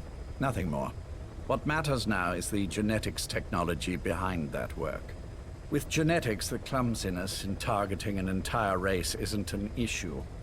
We can target specific individuals. No need to breed multiple generations of parasite just to get results. But Don't be quaint, Exo. Once the Cold War is over, our enemies won't be so clearly defined. Using humans alone won't be enough. An electronic network will span the globe, and our enemies will blend right into it. You may be right. But will people really settle for an enemy they can't see? Men want to feel righteous, need to see the evil in the enemy they fear. Without it, they'll turn their aggressions inward, find an enemy inside. You know this is true. I see what you're saying. Just as those robbed of their parasites develop allergies and autoimmune diseases, a man robbed of his enemy develops self-destructive tendencies. And I know all the symptoms. Ethnic conflict, religious strife, terrorism. And with asymmetrical conflict, deterrence is a joke. That's why we must depend on information control. People need an appropriate context for their lives. A context that's stimulating without being destructive. That balance is the basis of equilibrium. You mean to say people will blindly accept your context without developing any allergies? If we're to unite the world, literacy must be suppressed. To suppress the information immune system, to borrow your metaphor. Immunity to information. But to ensure there's no allergic reaction, while the immune system fights off parasites and pathogens. It's done, Exo. This world will become one. I have found the way. The world that the boss envisioned will finally become a reality. Race, tribal affiliations, national borders, even our faces will be irrelevant. The nature of communication itself will change, and it will make mankind whole again. Some things can't be undone. My face was taken from me. There's no taking that back. A face means nothing when one's soul is able to communicate directly with another. I have no intention of hiding behind your technological veil, Major. I wear my broken visage, this skull in the open, so that I may never forget what I've lost. You. What are you? The chain of retaliation is what will truly bind this world together as one.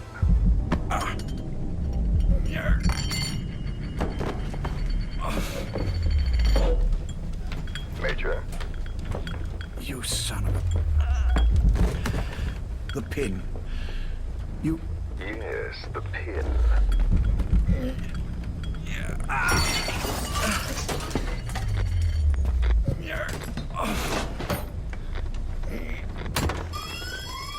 It's too late. They can't extract it. You see, Major, some things can't be undone. How did you find me? The girl. You made her talk. I'm sorry I couldn't visit or thank you in person, but it has been lovely chatting.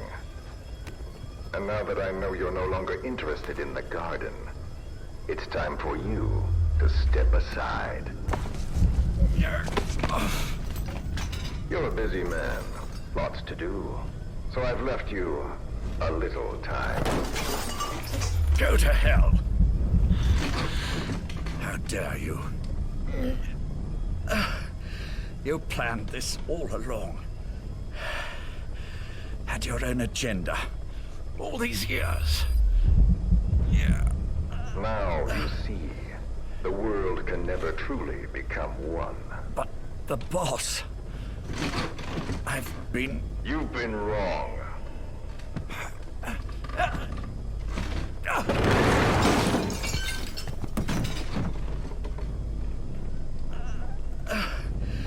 You're no different. Just like him. None of you understand the world she saw. I would say the same to you, Major.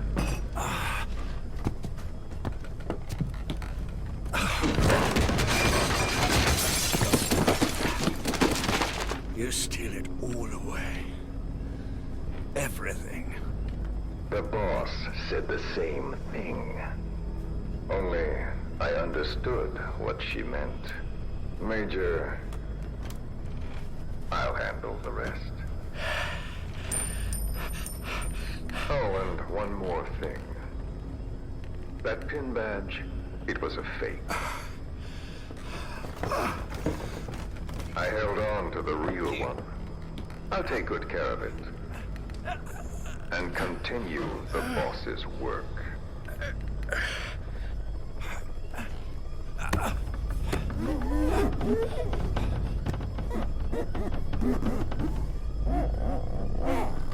Jack.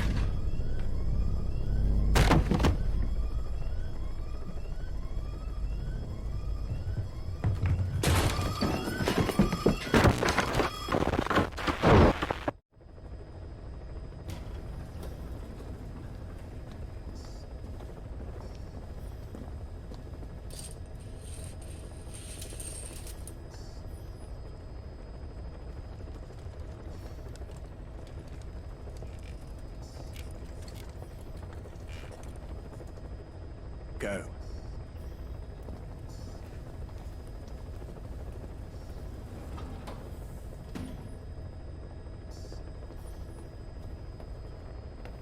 I almost thought you wouldn't come.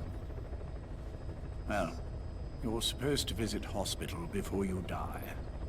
But how did you get here? My friends at the SAS know how to keep a secret. The trip to the airport was a little dramatic, but the rest was easy. Still, I've had smoother rides. Oh, look. Scalded myself with my tea. I won't be staying long. I understand.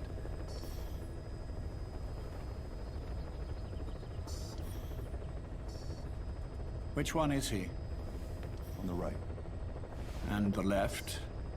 We did just as you instructed. Has either of them woken? Neither of them, no. Not once? Not in 2 years. Their weekly EEGs show stable activity levels. There's been practically no change.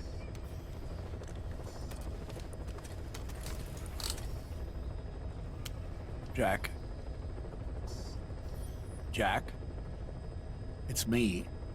You look fit to run a country mile.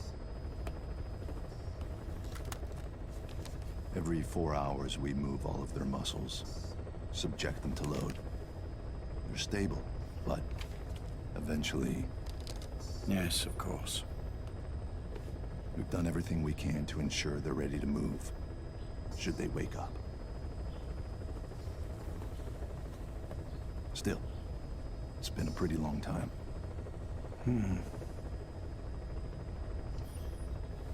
How long will they be here? Indefinitely. It's too dangerous to move them. And so far, no one knows they're here. I see. I am most grateful to you. And I need you to keep it up. We'll do everything we can. Can you give us a moment? Of course.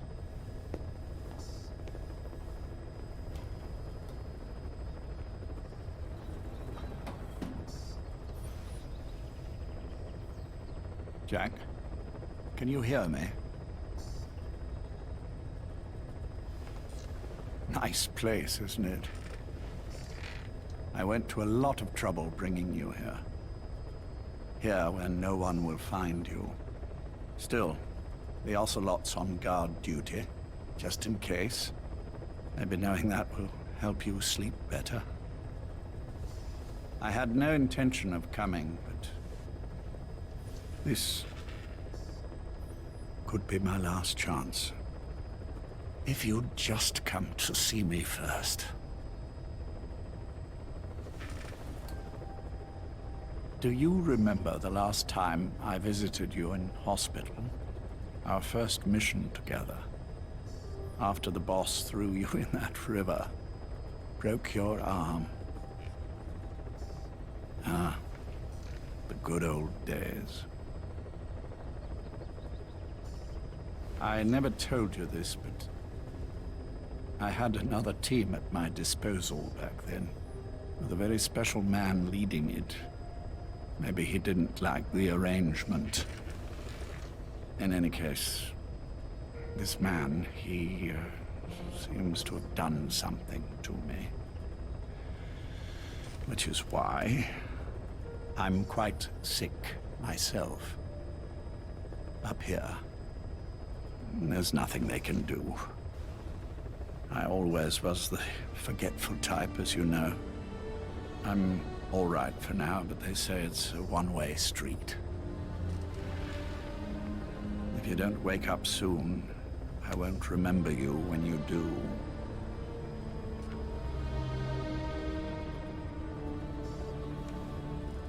I don't mind about myself, but what he did to you, I can never forgive.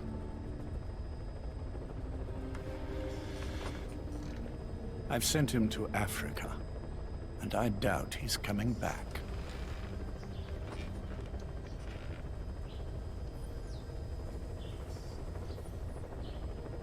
Jack, once your little holiday here is over, well, who knows when that will be? But anyway, I probably won't be around. I'll be somewhere even you can't find me. A tombstone chiseled into the code of a machine. That is all I leave to mark my existence.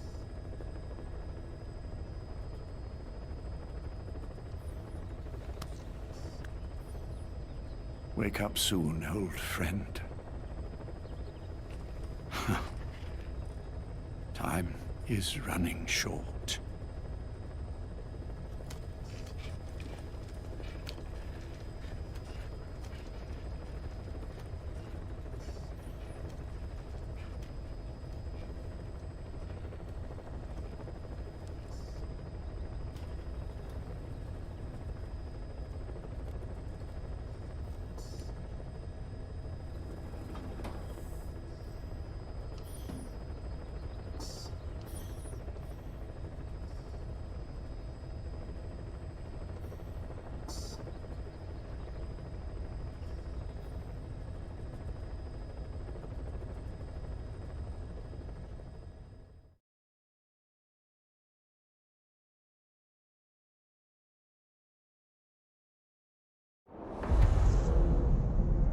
Boss, about Eli and his boys.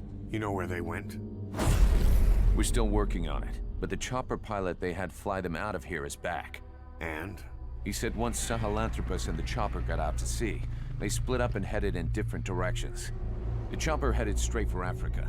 They made it about 50 miles inland before running out of fuel.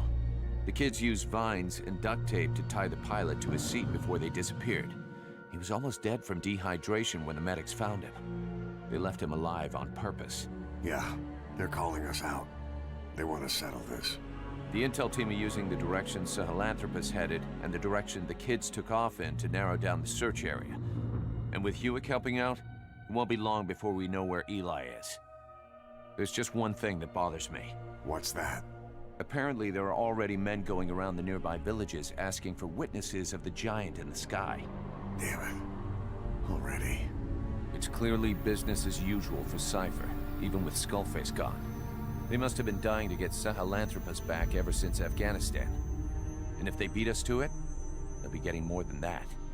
Eli's carrying the English strain of the vocal cord parasite. We've tracked down Eli and his men. They've spread the parasite across the island. It won't affect you if your voice hasn't broken, so they're safe, for now. Eli's driven all the adults off the island. Recess is officially in session. His own version of Lord of the Flies, only instead of a pig's head, Sahelanthropus. And it's swarming with something worse than flies. They presented one demand in exchange for the nuke. Big Boss's body. Those kids have got a lot to learn. Okay, boss. The objective is to recover Sahelanthropus and the children, Eli included. Once you're in the air, we'll hit the island with napalm. Can't let those things spread. It gets worse. Here's the tape from when Eli took off.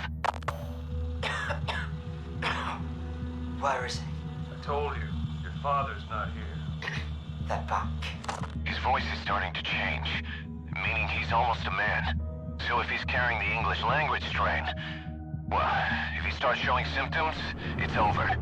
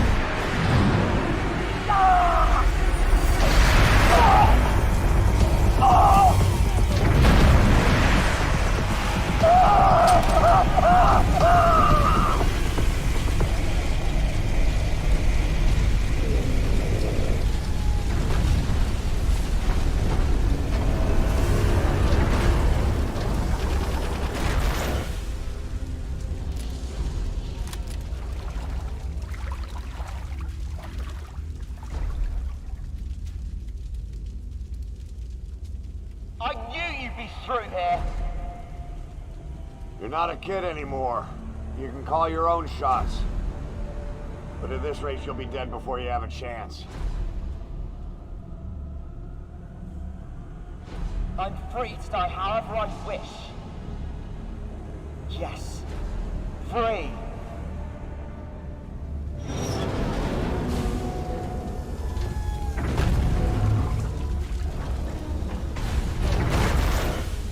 You don't get the last word, Father. I'll break the curse of my heritage. And to do that, first, I will kill you!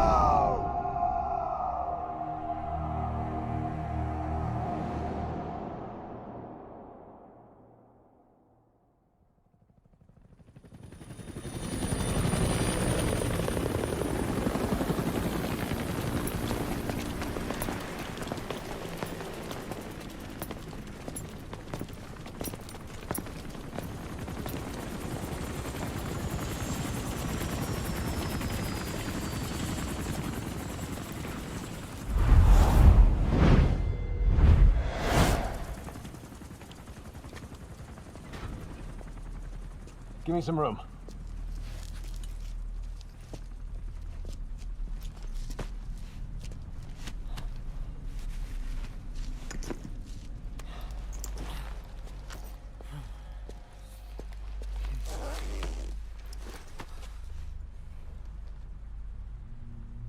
He'll be all right. The vest took the bullet. Get him on the chopper. We'll patch him up at base.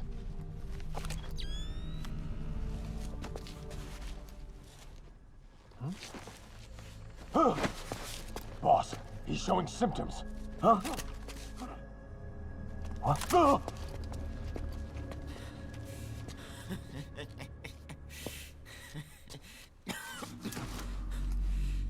I was created by Cypher. And I was the flaw. My fate was written in my genes. I'm the loser. You. All because of you. I'm not me. I'm just a copy of you. I will surpass my father. Destroy my father. Destroy you! I'll kill all of Cypher. I'll destroy your precious world.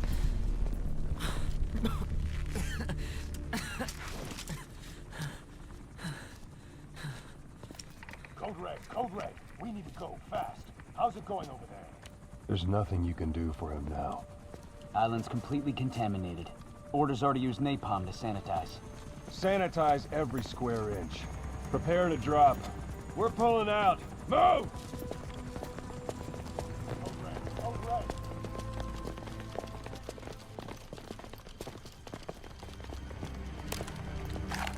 Live.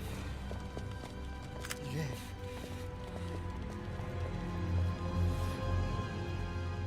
You're one hell of a soldier.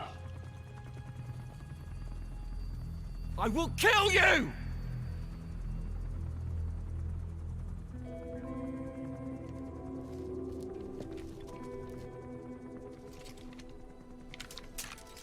That's right. Don't blame yourself. Blame me.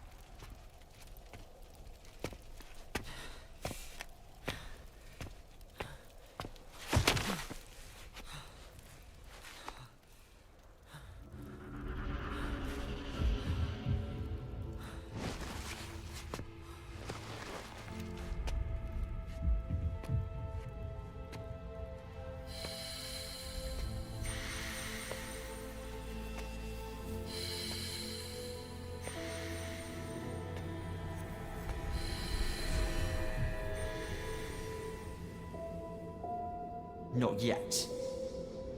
It's not over yet.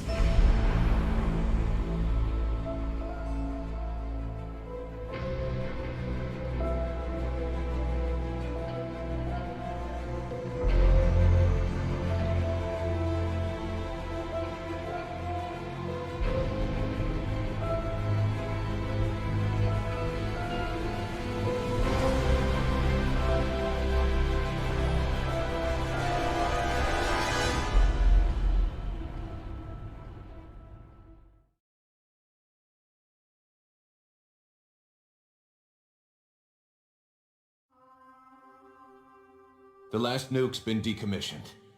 It's over, boss. I thought this day would never come. But while we can rejoice, we must never relax. The last nuke was deactivated. That is a fact. But the knowledge that built it is still out there. How long the world remains nuke-free is up to us. Will this moment persist? Or will human ambition cast us into the flames once more?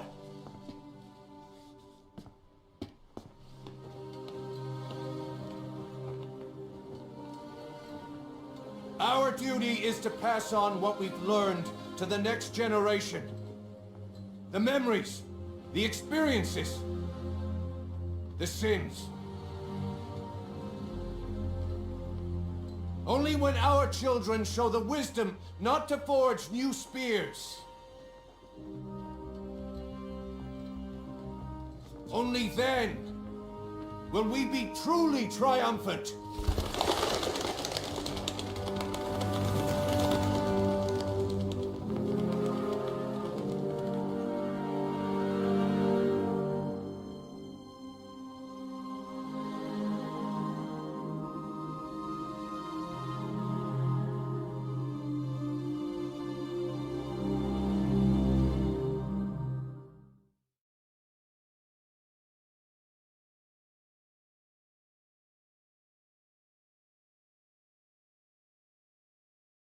Humanity, every one of us, has chosen the path of nuclear disarmament. Out of ethics or desire, government policy, military strategy, whatever the reason. It's our path too. And each step forward makes it more solid.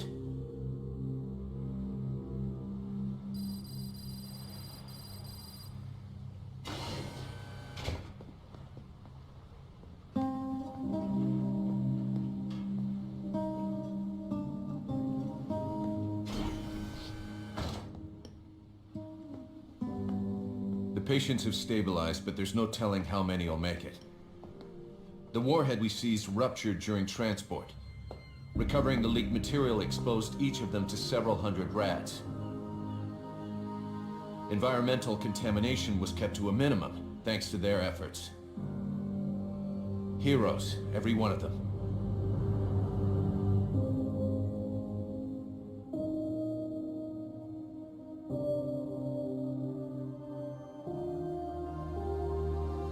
Finished dismantling the warhead.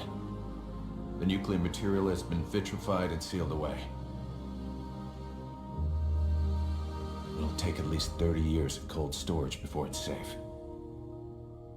And even then, we can't just dump it in the sea, bury it in the desert.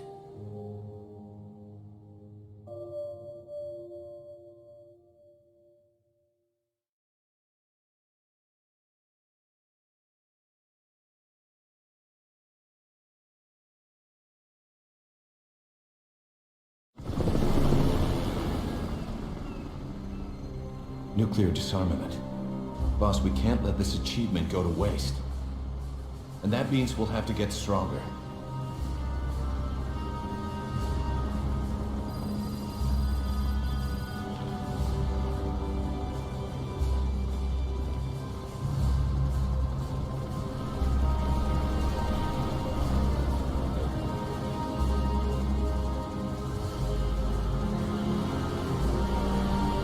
No nuclear program will go unseen. Someone manages to build another nuke, we'll be there to shut him down. Gotta love the irony.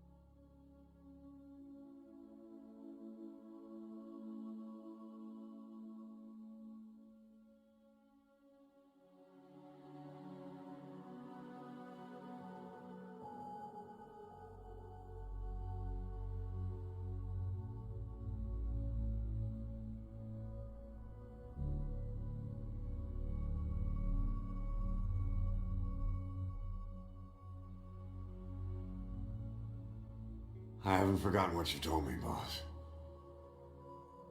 We have no tomorrow. But there's still hope for the future.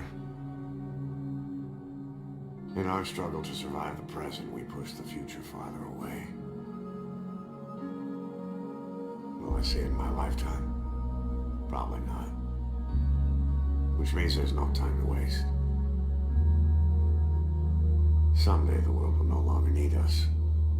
No need for the gun, or the hand to pull the trigger. I have to drive out this demon inside me. Build a better future. That's what we will leave as our legacy. Another mission, right, boss?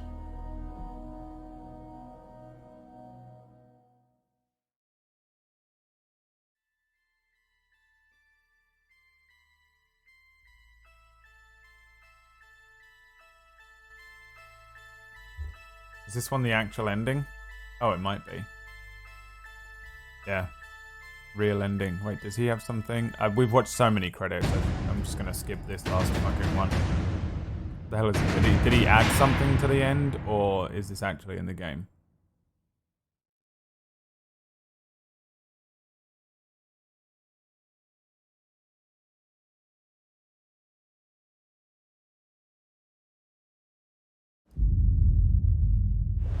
まあ、ミッシングリンクの返還を保管するということで、これあんまりまだゲームプレイされてない皆さんに言えないんですけど、どういう保管の仕方が、返還をつなぐ仕方がいいのかってずっとこう、まあ4ぐらいから考えてたんですけど、でその一つの答えが今回の、メタルギアソリッド5なので、ファンの方は多分喜んでもらえると思います。誰もがやったことないことをチャレンジしてますので、しかもゲームでしかできなかったことをしてますし、28年間というシリーズじゃないと不可能なことをやっているので、まあ、ぜひ喜んでいただければと思います。最後の最後まで、可能な限り、挑戦も含めて、メタルギアソリッド5を作り込みましたんで、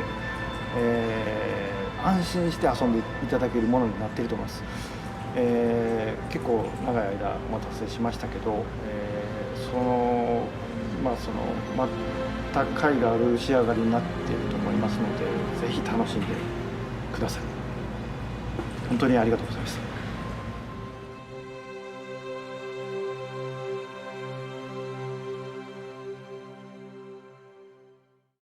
And we're fucking done. Honestly, we're done. Metal Gear Rising is a whole thing, but honestly, straight up, it's done. We're done. There's like Metal Gear Rising is fun. It's canon, I think, but realistically speaking, as it sits, we are done here. This is truly basically the end. We successfully did the entire chronology, again, not including Rising, which we're going to do on Wednesday. Because I'm off tomorrow, I've got to go and do some stuff tomorrow. We're going to start Rising on Wednesday. I'm also going to play through Twin Snakes. I've got to make sure I can get it working and shit. Yeah, fuck me. Jesus Lord.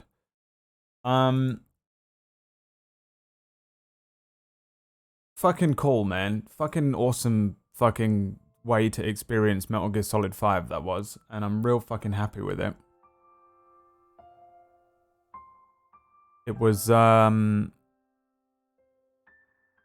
weird. I can't believe how much better the game is in terms of the story and presenting the story to you when you're just given it in this movie format. It does bridge that gap, but it also opens up all these other plot holes. There's a couple of little loopholes. There's some weird plot holes that are just within this game that confuse and disprove and, you know, twist things. But for the most part, it pretty much sums everything up pretty good. Pretty good. What a fucking awesome series. What an amazing fucking story. Just all of the games that we've played through so far, including this one, which I have a lot of reservations about several parts to do with it. The fucking chronological playthrough was amazing. Yeah, and it fills up, like, all of the questions you have. All of the weird inconsistencies with the earlier games. How there are two big bosses. You know, how it's possible for Big Boss to just keep fucking propping up. Good gosh. Really good. It's just such an amazing series. And all I've done is sing its praises. I don't need to give you a fucking conclusion here. We've all been through it. You know what's going on. If you've got questions, we're going to watch one more video now. And that should answer all of the things about this game. If you have any more questions about the series at this point, they're probably beyond what I know in my brain. I know this story pretty fucking well, and in theory, you should know it about as well as I did on my second playthrough. And the reason I say that is because the first playthrough I didn't know what the fuck was going on, and by the time I did my second playthrough, I had the internet and I had googled a bunch of stuff and I played it through somewhat contextually. Now playing it through chronologically, and with us in the Twitch stream after each game doing a little deconstruct and giving some more levity to the things and context and shit, I think it was a little easier to follow. It's still a very confusing and convoluted storyline, but when you play it so like one game after the other and then also playing it chronologically, I think the story makes a lot of sense. And can you see now why I wanted to save this one till last, but also there's no comfortable place for it to sit? If you put this one in early, it kind of undoes, I think, a lot of the fun to do with the original way you experience Big Boss. You kill him in the first game, then he comes back in the second one, you kill him again, he comes back again in the fourth one, and then you go back here to this game and get those answers that way, even though I know technically it wasn't chronologically, and also I wasn't even going to watch this in the first place. I was just going to skip this whole thing and just tell you that. I think this is a better way to experience it. To have, like, you get all the context of all the games. Big Boss's role for the most part. The Boss, Solid Snake, Liquid, Ocelot. And then you get given the answers that are this little bridge last. This came out released. This was released last, and I think even in the chronological playthrough, it's a little more fun to just watch this through last. I like the story in this a lot more, and some of the cinema in this was a fucking serious experience. I was a lot more impressed than I thought. I was going to be. Let's just watch one last thing. I know you're probably sick of just watching things, and seriously, I'm going to make up for it. More than make up for it, because Metal Gear Rising is a game. It's a game. It's a game, all right. And then, so we're gonna, I don't know. It's kind of hard to watch these games through and then not watch some of these story analysis videos and things like that. I highly recommend if you have questions at this point. There really is no spoilers left to have. I don't remember anything that happens in Metal Gear Rising, so I still don't want that spoiled for me, because I'm hoping to experience it again almost completely for the first time, because I can't remember anything of the first playthrough. But yeah, we're spoiler free now, and from now on you could go away, Google things, look up stuff as you go through it. All of the fucking questions and shit that you had, unleash hell. Go on the forums and shit. I don't know, man.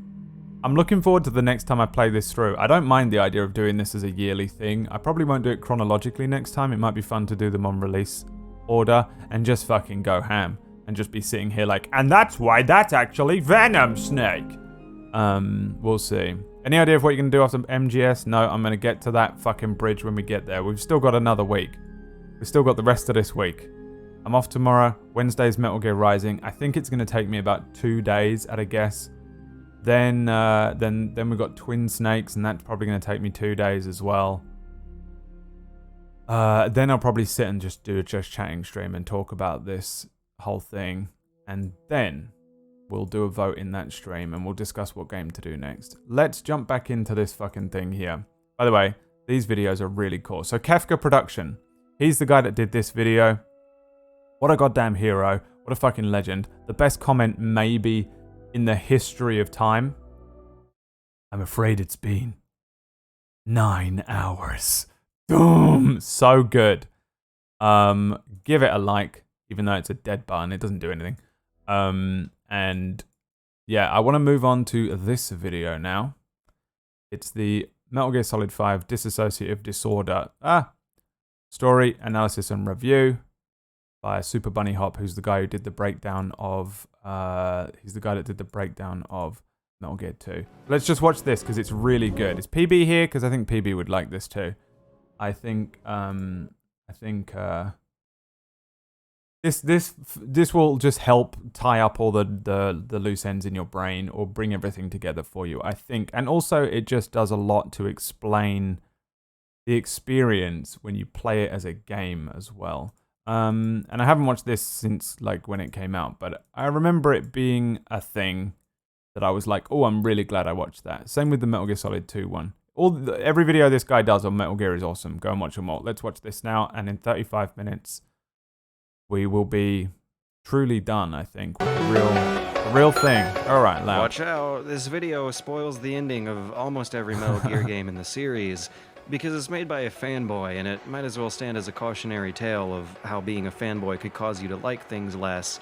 But even with that being said, I just want to start us off by saying that the best way to fail as a critic is to suggest that something's perfect without fully explaining why. I have a very complicated mixed opinion about Metal Gear Solid 5: The Phantom Pain, but most mainstream reviewers do not. The game achieved universal critical acclaim, averaging a 93 on Metacritic after a number of maxed out review scores. It was GameSpot's 11th perfect 10 in the site's 19-year history, and after posting a screenshot from a cutscene that wasn't in the game, the review states that when it comes to storytelling, there's never been a Metal Gear game that's so consistent in tone, daring in subject matter, and so captivating in presentation. The game was reviewed by most mainstream critics at a publisher-held review event referred to as a boot camp, where reviewers had 40 hours to complete the game. There are reports of reviewers at this event using easy modes and ignoring optional content to race to the end of a story as soon as possible in that 40-hour time limit, despite an expansive open-world design full of optional content that saw many actual customers, myself included, playing over 70, 80, and maybe even 100 hours before seeing this story come to a conclusion. And if you browse any specialized fan forums right now, you'll see opinions vastly differing from those of mainstream reviewers. Outrage over cut content, unfinished story threads, repetitive side missions, and also confusion over a bait-and-switch twist ending that muddies the continuity of the entire series for the sake of directly acknowledging the player's role in it all. And we've been there before. Trying to understand Metal Gear Solid games can be more infuriating than it is rewarding. They meticulously explain a chronology that they also playfully disregard. It's the same conflict between realism versus mysticism, passiveness versus interactivity, and pacifism versus violence that can be found in every game. And this time we have hype, myths, theories, and legends attempting to stack up to reality. Again. But when it comes to this ending, there are no facts, only interpretations. Much like Metal Gear Solid 2, number 5 ends with a fourth wall break. This time we're not told to turn off the console, but rather given a glimpse at the console, the vintage MSX gaming computer that was home to the original Metal Gear games from the late 80s, while a second big boss explains that we've been playing as a body double this whole time. The implication, starting with the player's own avatar and birthday being input, as well as the weird things the soldiers say on the mother base afterwards, and the whole fact that the body double is just some random unremarkable medic, is all a shout out to any random unremarkable fans who helped the series grow and develop all these years. The message is that anyone can be this legendary action hero. As Big Boss explains it, he is you and you are him. The legend is yours together. The players built it alongside the characters. Big Boss takes your own identity into his. It's a reversal of the Metal Gear Solid 2 situation where Raiden throws away the player's control to become his own character. But this time, the character is now a vector for the player. Venom is almost a silent protagonist, lacking the charisma and charm that we see in even the small glimpses we get of the real boss, who still spouts action movie one-liners without missing a hitch. What happened to the woman? The woman? We gave her a light. She took the short way down. On the other hand, when Venom talks, it's mostly with expected, unimaginative questions or responses that the player themselves are probably asking. And it's all introduced by the reference to David Bowie's Man Who Sold the World, which is commonly explained to be a song about a doppelganger. It's about schizophrenic sensations Bowie experienced when juggling multiple roles during his early career, as the song was made about a year before he began performing as the outlandish character of Ziggy Stardust. Note that the bathroom in this ending is the same room you see anachronistically before the game's title menu. It's just another day in a war without end in outer heaven. The table here, from this camera angle in the introductory cutscene, is full of guns. But when Venom receives this tape explaining his true identity, a time-lapse happens when he flips the tape over. You might not have noticed it, but the emblem on the door changes from Diamond Dogs to Outer Heaven. The table full of guns in the intro is nowhere to be seen in the ending. Instead, it now has an old computer on it, and the tape is no longer audio but rather data about Operation Intrude N313, the events of Metal Gear 1. Venom is using a data cassette reader and the MSX to get ready for what went down in a video game from 1987, and this is the closest thing to the missing link that Metal Gear Solid 5 was promised to deliver. It was supposed to be a grandiose, bombastic wrap-up to a 28-year-old series, a story of men becoming demons, a revenge-fueled descent into madness, with one of the most likable video game action heroes becoming an 8-bit pixel villain. But that's not what we got, because as it turns out, we weren't that villain all along.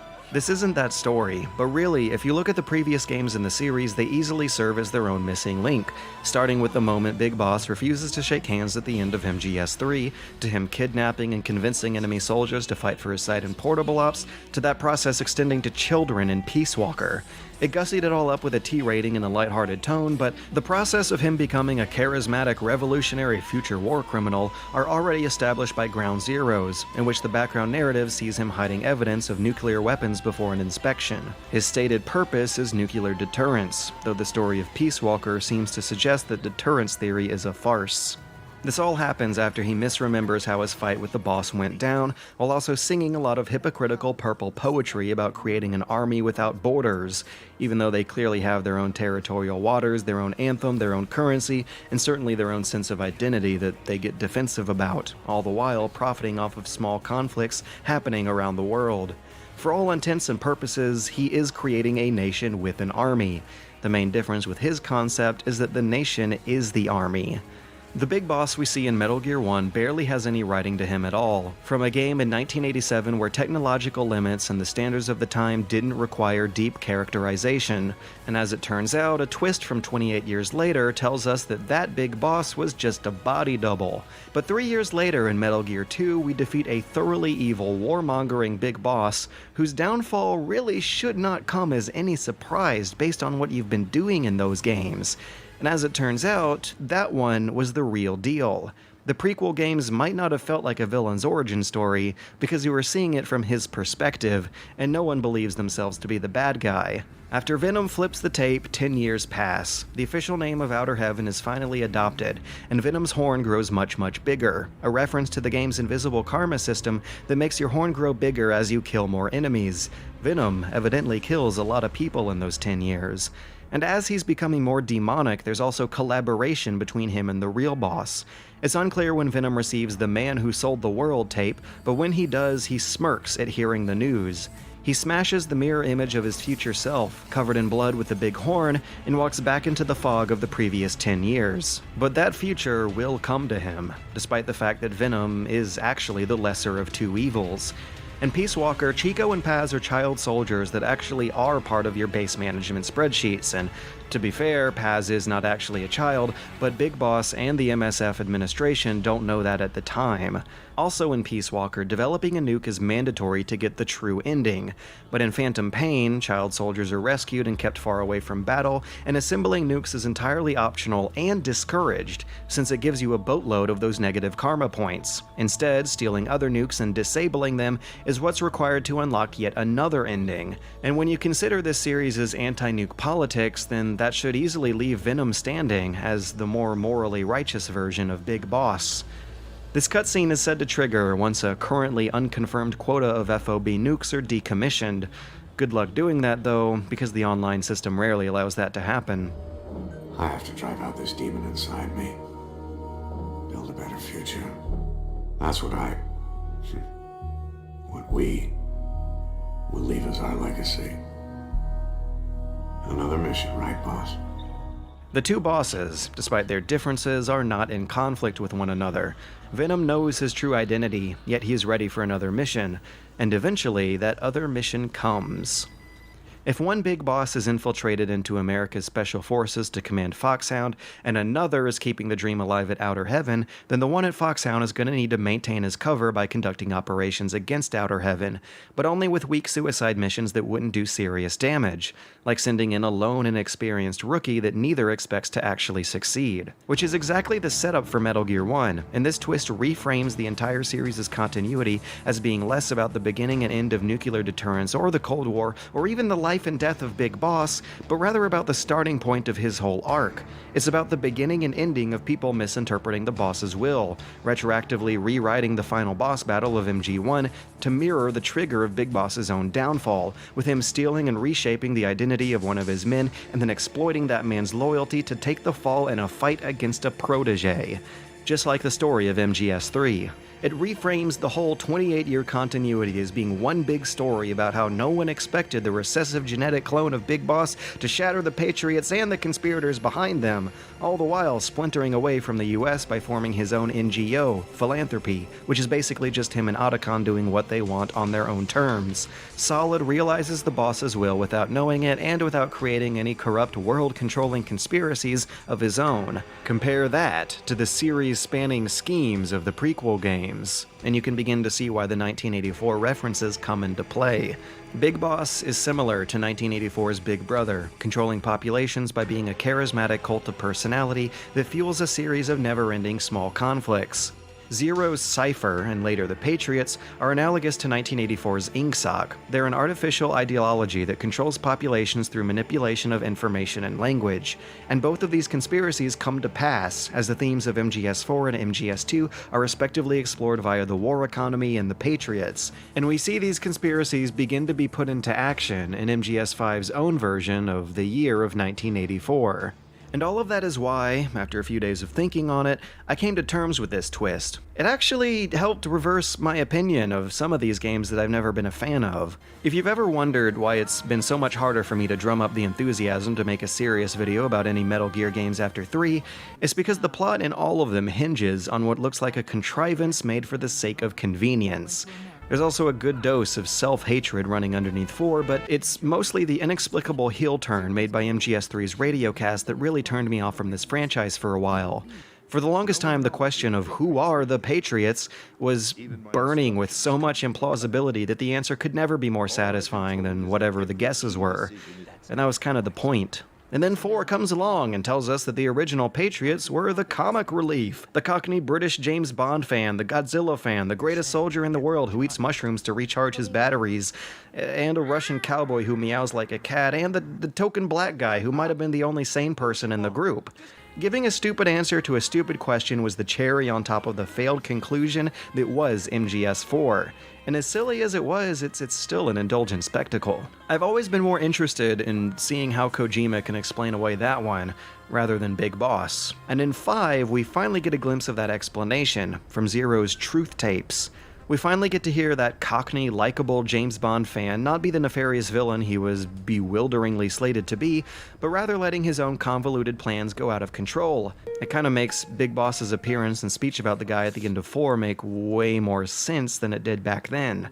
Zero's obsession over spying, secrecy, and overly complicated underground schemes eventually get the better of him.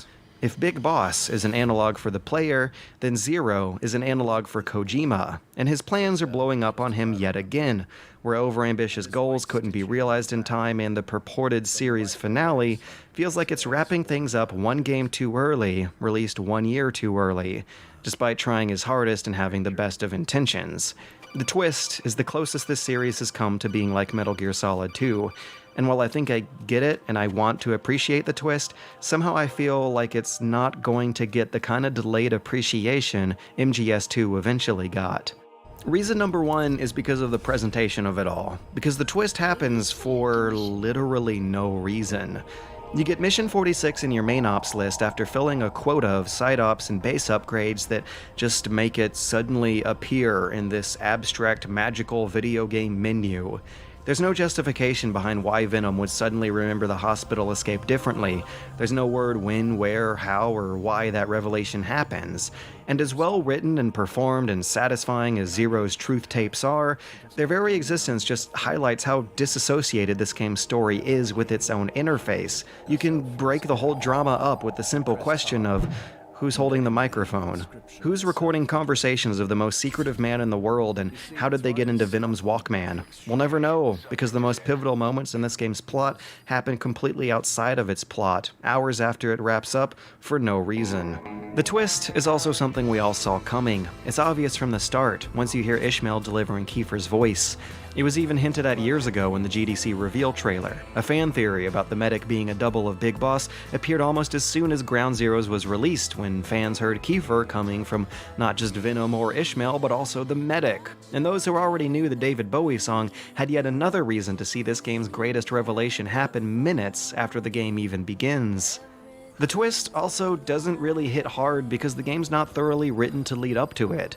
The very beginning is, and some minor hints are strewn throughout the first few missions, but compare that to the entirety of Metal Gear Solid 2's game, where the pacing, the character design, the boss battles, and even the level layouts were all meticulously designed to lead up to that moment where you hear you're in a Solid Snake simulation. And without that dedication to seeing the twist through, I have to wonder what purpose MGS5's twist really serves to its story when the prospect of just enjoying the story for what it is hard to do in the first place. It's mostly a predictable plot that feels awkwardly skimpier than the padded game length. It's about a villain who's up to no good and a hero who has to stop him with a mystical sidekick who helps him out, and there's so few twists and turns along the way that I was sure it wasn't over when it tried to trick me into thinking it was over.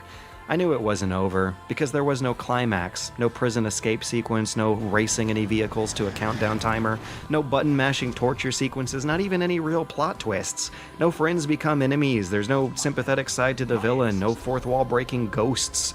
When Chapter 1 was over, I knew it wasn't over. And when Chapter 2 was over, I couldn't believe it actually really was over.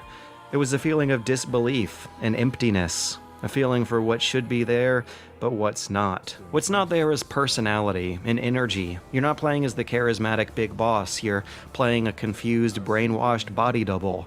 You play as someone who spends cutscenes with a 1,000-yard stare, never seeming to know what to say. Dialogue is written in simple sentences that are prolonged with awkward, loaded silences. Boss, don't think the infection's airborne, but...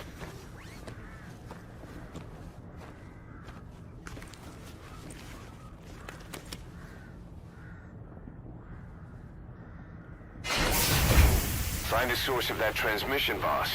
Find our man. You never know. In making a vector for the player's own version of Big Boss's legend, Venom is ironically less of a fun character, much like the returning cast as well. We don't get to know how Ocelot and Snake became friends, which would seem to be important considering how hard they're trying to kill each other before these events, and Ocelot himself is also bizarrely underused as a character.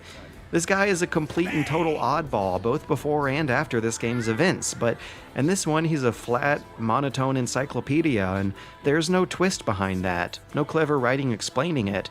His personality is just missing. Just like a coherent sense of pacing and direction. Quality has never been a problem for the Metal Gear Solid series until now, where a 2-minute song sequence is used to kill time during a car ride. The closest analogy is The Ladder from MGS3, which served as a tone-changing intermission. But the song in MGS5 is an interruption. It stops a one-sided conversation that resumes immediately after the song's over. What's also missing were surprises. Even without the visibly cut content of Episode 51, there's not a lot happening here that you didn't see in even the early trailers. The story's attempting to stretch out anywhere from 40 to 100 hours of gameplay, but a lot of that story can already be seen after watching 15 minutes of trailers. Kojima has endured criticism for the length of his cutscenes for over 15 years, but in this case it just feels like throwing the baby out with the bathwater. Going from too much to too little skips the happy medium in between. It hurts, because for the first time, this is a Metal Gear game where what we saw was mostly what we got. There's little character development and really little story to uncover, but everything would suggest otherwise. One random door, one of many, hides a major game-changing subplot behind it. This led to me spending hours searching Mother Base for something else interesting, and it was something that wasn't there, with nothing but the nostalgic sounds of synthed-up 80s hits in the background. It would be beautiful if it wasn't so sad and so time-consuming. Speaking of music, even the game's orchestral score is missing something. I noticed this after replaying Ground Zero shortly afterwards. It's missing the emotional punch of Harry Gregson Williams, who did the music for Ground Zeroes but only got a production credit in Phantom Pain. And the score is fine, it's as great, it's okay, it's just missing the extra little notch that put the other games past that threshold into excellence. What we saw from the trailers may have been what we got, but what we were told, with words in the trailers and also through Kojima's marketing and Twitter channels, was not what we got at all. Words can kill and language can be manipulated, and we were promised a return to Camp Omega, which didn't happen. A major planned feature was just missing in action. We were promised to feel ashamed of our words and deeds regarding Quiet's silly costume, and that sure doesn't happen. So let's get this out of the way. I've never cared about the costume. I don't think putting a video game character in a bikini is that much of a damnable offense. But as it turns out, the costume was just the tip of this fan service iceberg.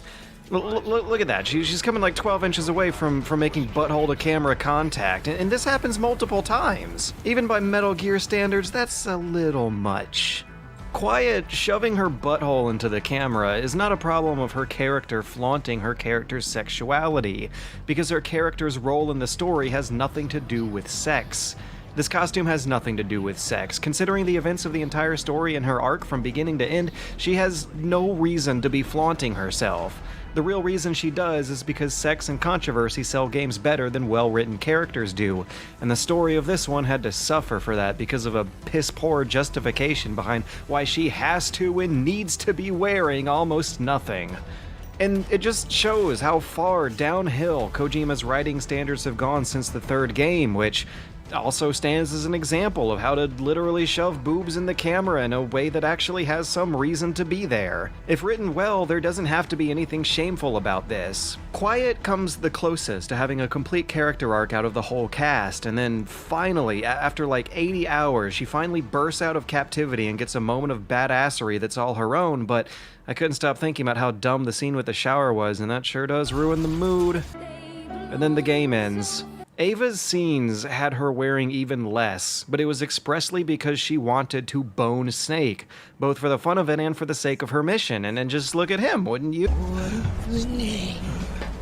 What I'm trying to say is that it's way easier to get caught up in the relatable drama of sexual tension between two thoroughly cool individuals who want to crawl all over each other so bad but they can't because they're on the clock, versus the alien sci-fi drama of one cool individual wanting to put on clothes but she can't because her lungs are burnt, so she uses nanomachines, parasites, to breathe through her skin.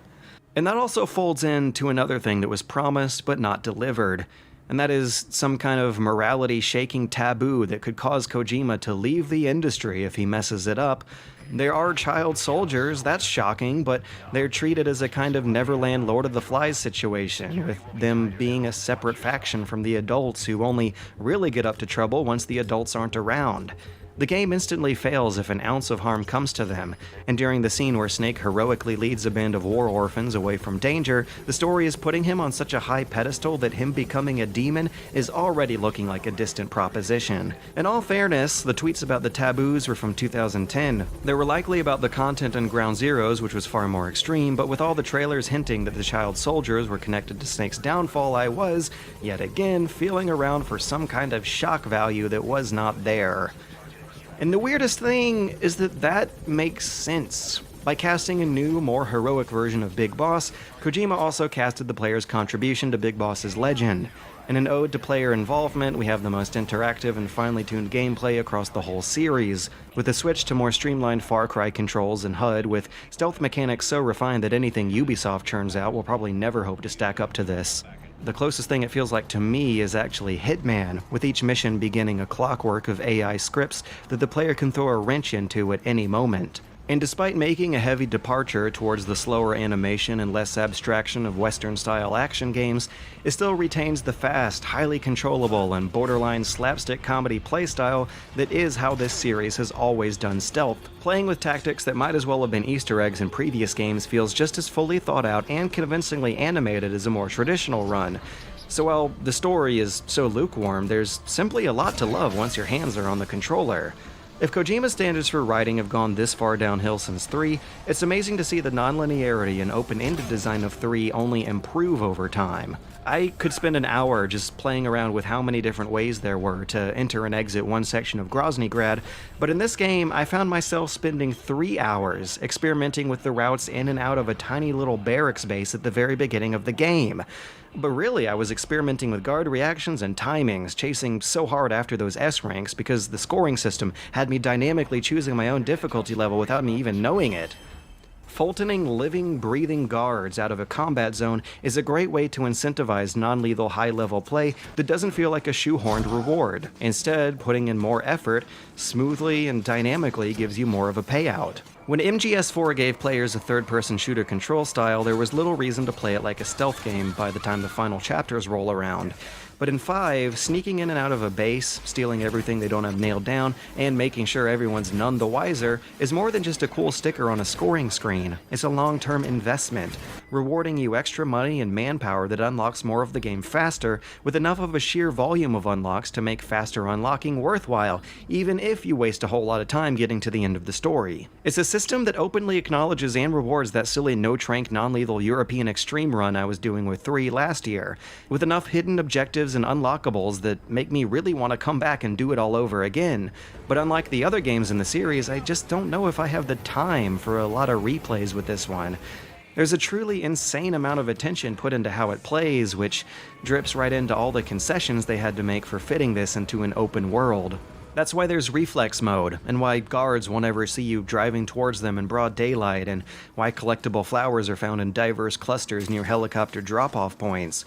which shows a great dedication to keeping the gameplay fun and flowing, but it's important to know that these are attempts at compromising for a more scattershot level design. Guards are already slower to investigate sightings than past games, and reflex mode especially would have made the previous games too easy, but in this one there's such a sheer volume of both sightlines and experimental tactics to worm your way out of them that it works as both a smooth balancing force and yet another tool for the player to exploit. And putting flowers near helicopter drop-off points is great. It gives players something to do while waiting for the helicopter, because they knew players would be waiting a whole lot for the helicopter. And after 110 hours, I sure did get tired of waiting for that helicopter.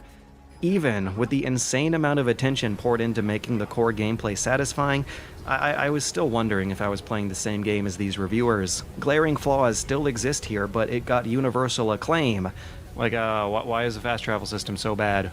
Side ops unlock in tiers of about 3 or 4 at a time, and they're usually placed at opposite ends of these huge maps. And without anything interesting to do on your way to them, you really need a fast travel system that is just not there. I actually measured how long it takes to call a helicopter down, get on it, and then ride to another part of the map. And this is after getting the advanced helicopter unlocks in the endgame. I measured 3 minutes, 10 seconds, and that just should not be acceptable.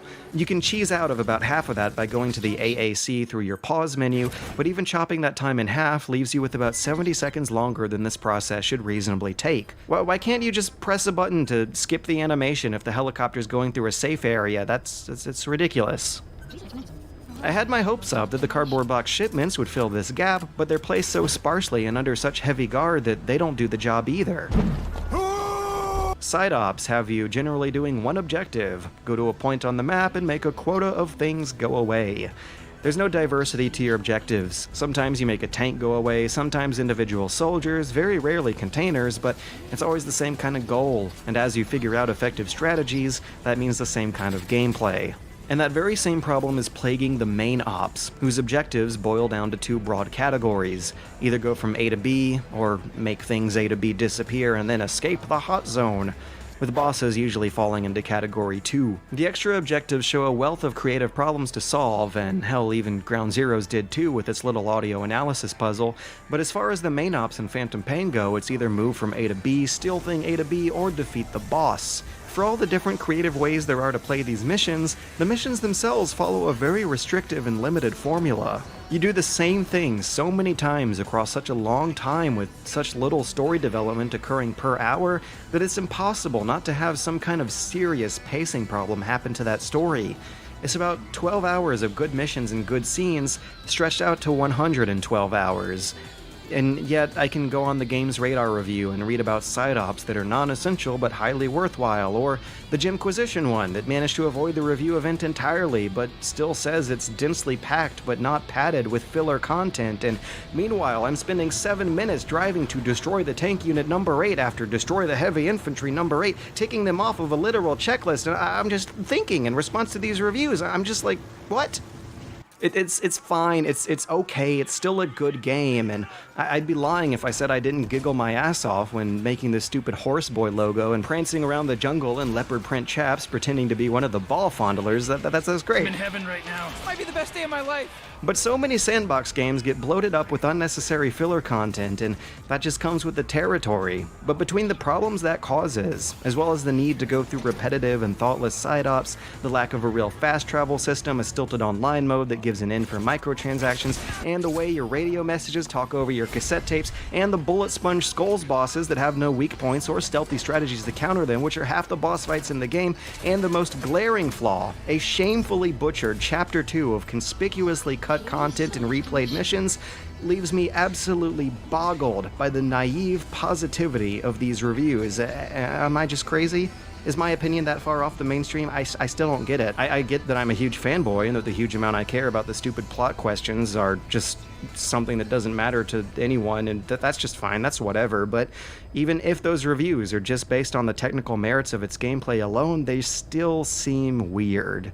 As good as the gameplay here is, it still has real, tangible problems that need to be addressed with criticism. Problems that amount to a game that's not a 10-on-10 masterpiece of the medium that sees Kojima stepping off of a venerated pedestal. The series he's made has grown into a self-contradicting mess. Every new installment is an excuse to keep a 28-year-old story going, and those excuses look more far-fetched as it goes on. And without more balanced criticism, that is what becomes praised as the gold standard for any kind of artist looking to span a story over a long series. These reviews were based on 40 hours spent at a publisher-held review event paid for and conducted by Konami. My review was based on over 110 hours spent in my house after spending my own $60. And I get this game's purpose, I get its aim, and can appreciate the effort it made, but it's a weak, exhausted punch to end this prolonged series with the greatest and biggest Metal Gear game ever. It's an honest attempt that in no way could possibly hit as hard as it wants to, or satisfy everyone it wants to. The energy and enthusiasm has been long gone, but the sheer man-hours and resources they put into this are staggering. While the core act of sneaking past nearsighted guards has never felt better, almost everything that happens in between either takes too long or just misses that same mark. The story is all over the place, a literal reading about vocal cord parasites and a self-sacrificing sniper, even if you included the cut episode 51, would still fail to reach the deliberate pacing and careful characterization of past games. And a metaphorical reading about that story, about a decoy boss reifying all the players' heroics, still misses the biting, confrontational tone of when MGS2 slowly bottled the tension up to the same revelation. What's left comes out of nowhere, and the message feels, right now, 2 weeks after launch, kind of patronizing. You're big boss! Good job, buddy! You did good! Here's a gold star!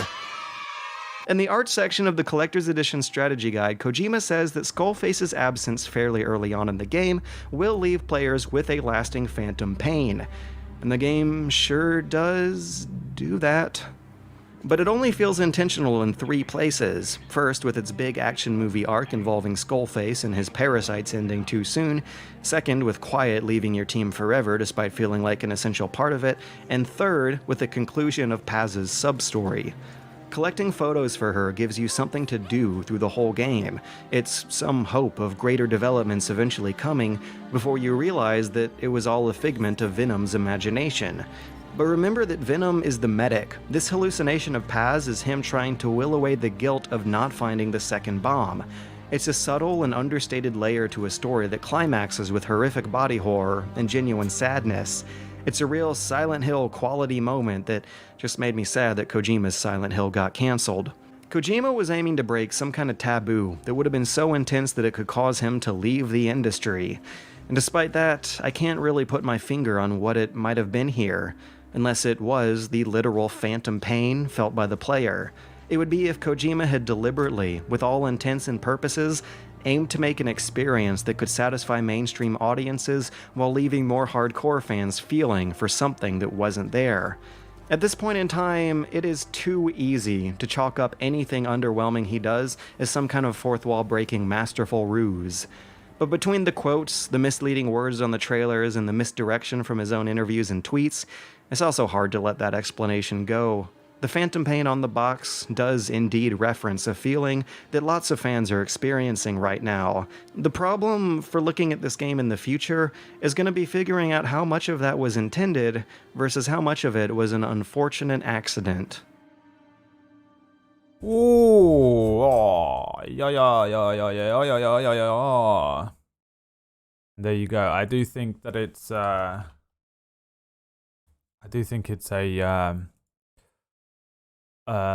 worth watching that, because some of you just don't understand after we watched what was basically 9 hours of just really great content, how much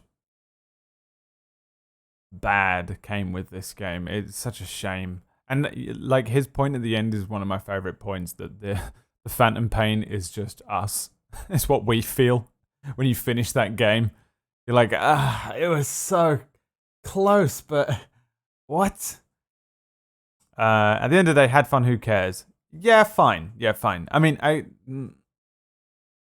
didn't have fun, though. When I played it, I didn't have fun. I just played it and was like, I love this series.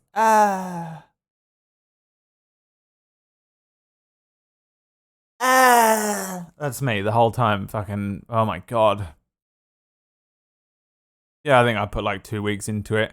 I was editing 2 videos a day for Felix that year, and I didn't have much time outside of my just working all day, and I was just sinking it into these repeat missions and shit to try and fucking get a fucking little picture for Paz and fucking figure out what the fuck she was even doing there. Why the fuck has she still got a scar? What's going on? It was so fucking it was so frustrating to play. And yeah, I don't know, but saying that, I fucking well enjoyed watching this thing.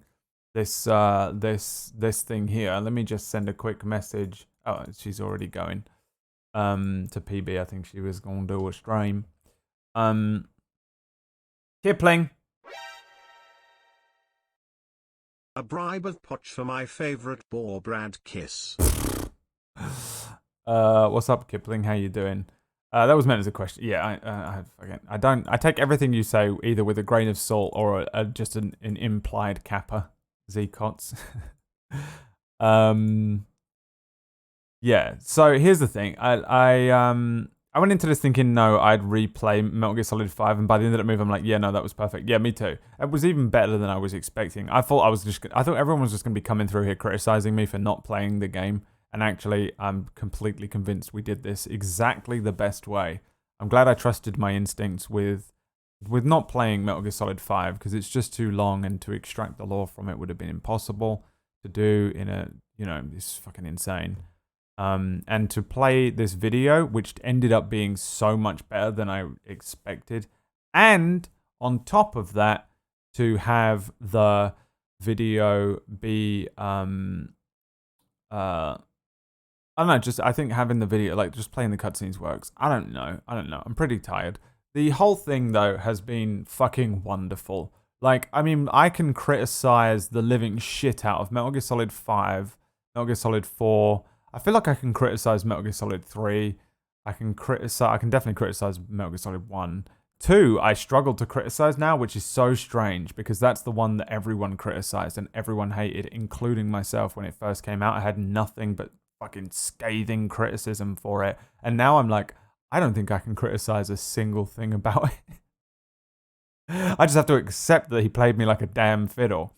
But overall, the fucking series is just so fucking good. Objectively and subjectively, I think. And even Metal Gear Solid 5, the game is really fucking fun to play. I would love to play it again. And fuck around in it. Go and watch the Donkey videos where he fucks with it. It's so good. I have nothing but scathing criticism for you. Oh, very dare. Brutal Brian. Are you looking forward to Saturday, Brian? What's on Saturday, Brad? Brand new D&D game starting on Saturday on Table Story. Pop it in the calendar. Starts at 4 ET. Anyway, you're getting your PC back online tomorrow, Kipling. Good gosh golly. Metal Gear 2 was the real gem in the entire series. Metal Gear 2 was my personal favorite point in this playthrough. Because I've never played it and I didn't realize how goddamn good it was. Metal Gear Solid 2, I think, might be the best one. Metal Gear Solid 1 is my personal favorite because of how much it means to me personally. And the fact that it was my springboard into this series that I've just loved forever. I love replaying them. I've never replayed them so many times that it's watered it down. I don't sit and look into every little grain of lore and sit and dive into forums, though I've done it a few times. I've watched a lot of videos that just explain the story. Explain the story to me, please. Videos and things like that. I've watched these critical analyses. I've agreed with some. I've disagreed with some. I've sat completely in both agreement and disagreement with a lot of them. For example, the 3-hour Metal Gear Solid 4 was a mistake video. I sat there just the whole time completely agreeing with all of his points and completely disagreeing with all of his points. You got to make your own mind up, but I think we've had a fucking great time playing these games. I know I've had a great time. I've really enjoyed streaming them. I've really enjoyed sharing the games with those of you that have never seen them before or are reliving some of the nostalgia just like me. Hellsy. and it's been a really fun couple weeks, and we still got a couple to do. So we delve now into the what feels like kind of bonus game territory. On Wednesday, remember there's no stream tomorrow. There's a Suikoden stream tomorrow. I'll be streaming tomorrow at 5, and I'm going to play Suikoden, but there's not a day stream. I'm not going to stream during the day. I've got to take the dog to the vet, and me and the missus have got to go to the tax man, go see the old tax man. So I'm just going to go and do all that in the day. Come back and I'll do a Suikoden stream. And then on Wednesday, we'll start Metal Gear Rising, the return of PS Now. Huzzah! And we'll enjoy that. It's a fucking crazy game, though. It's not like any of these. It's like Bayonetta or something. I don't know how to describe what that game is. It's fucking wild. I played it once. I don't remember almost anything about it, which is kind of fun for me to go into a game and play, because I hate replaying games unless I really love them like these. I'm hoping I enjoy Metal Gear Rising more than the first time. I remember being a little disappointed with it, but we'll see. I can't remember. I have a feeling I'll probably enjoy it a bit more this time, but I don't know. And then afterwards I want to play Twin Snakes, because I guess maybe once I started it, but I never fucking beat it, that's for sure. And I just think it'd be fun to play that, because now we're all on this train, it's worth going and looking at the weird remake of Metal Gear Solid. I say weird remake, I'm going to withhold my personal judgment since I've never truly played it, but I do understand everyone's issue. And if any of you have any more questions, come back another day. For now, we are going to watch... Listen, tell you what, shut up. Any questions? Okay.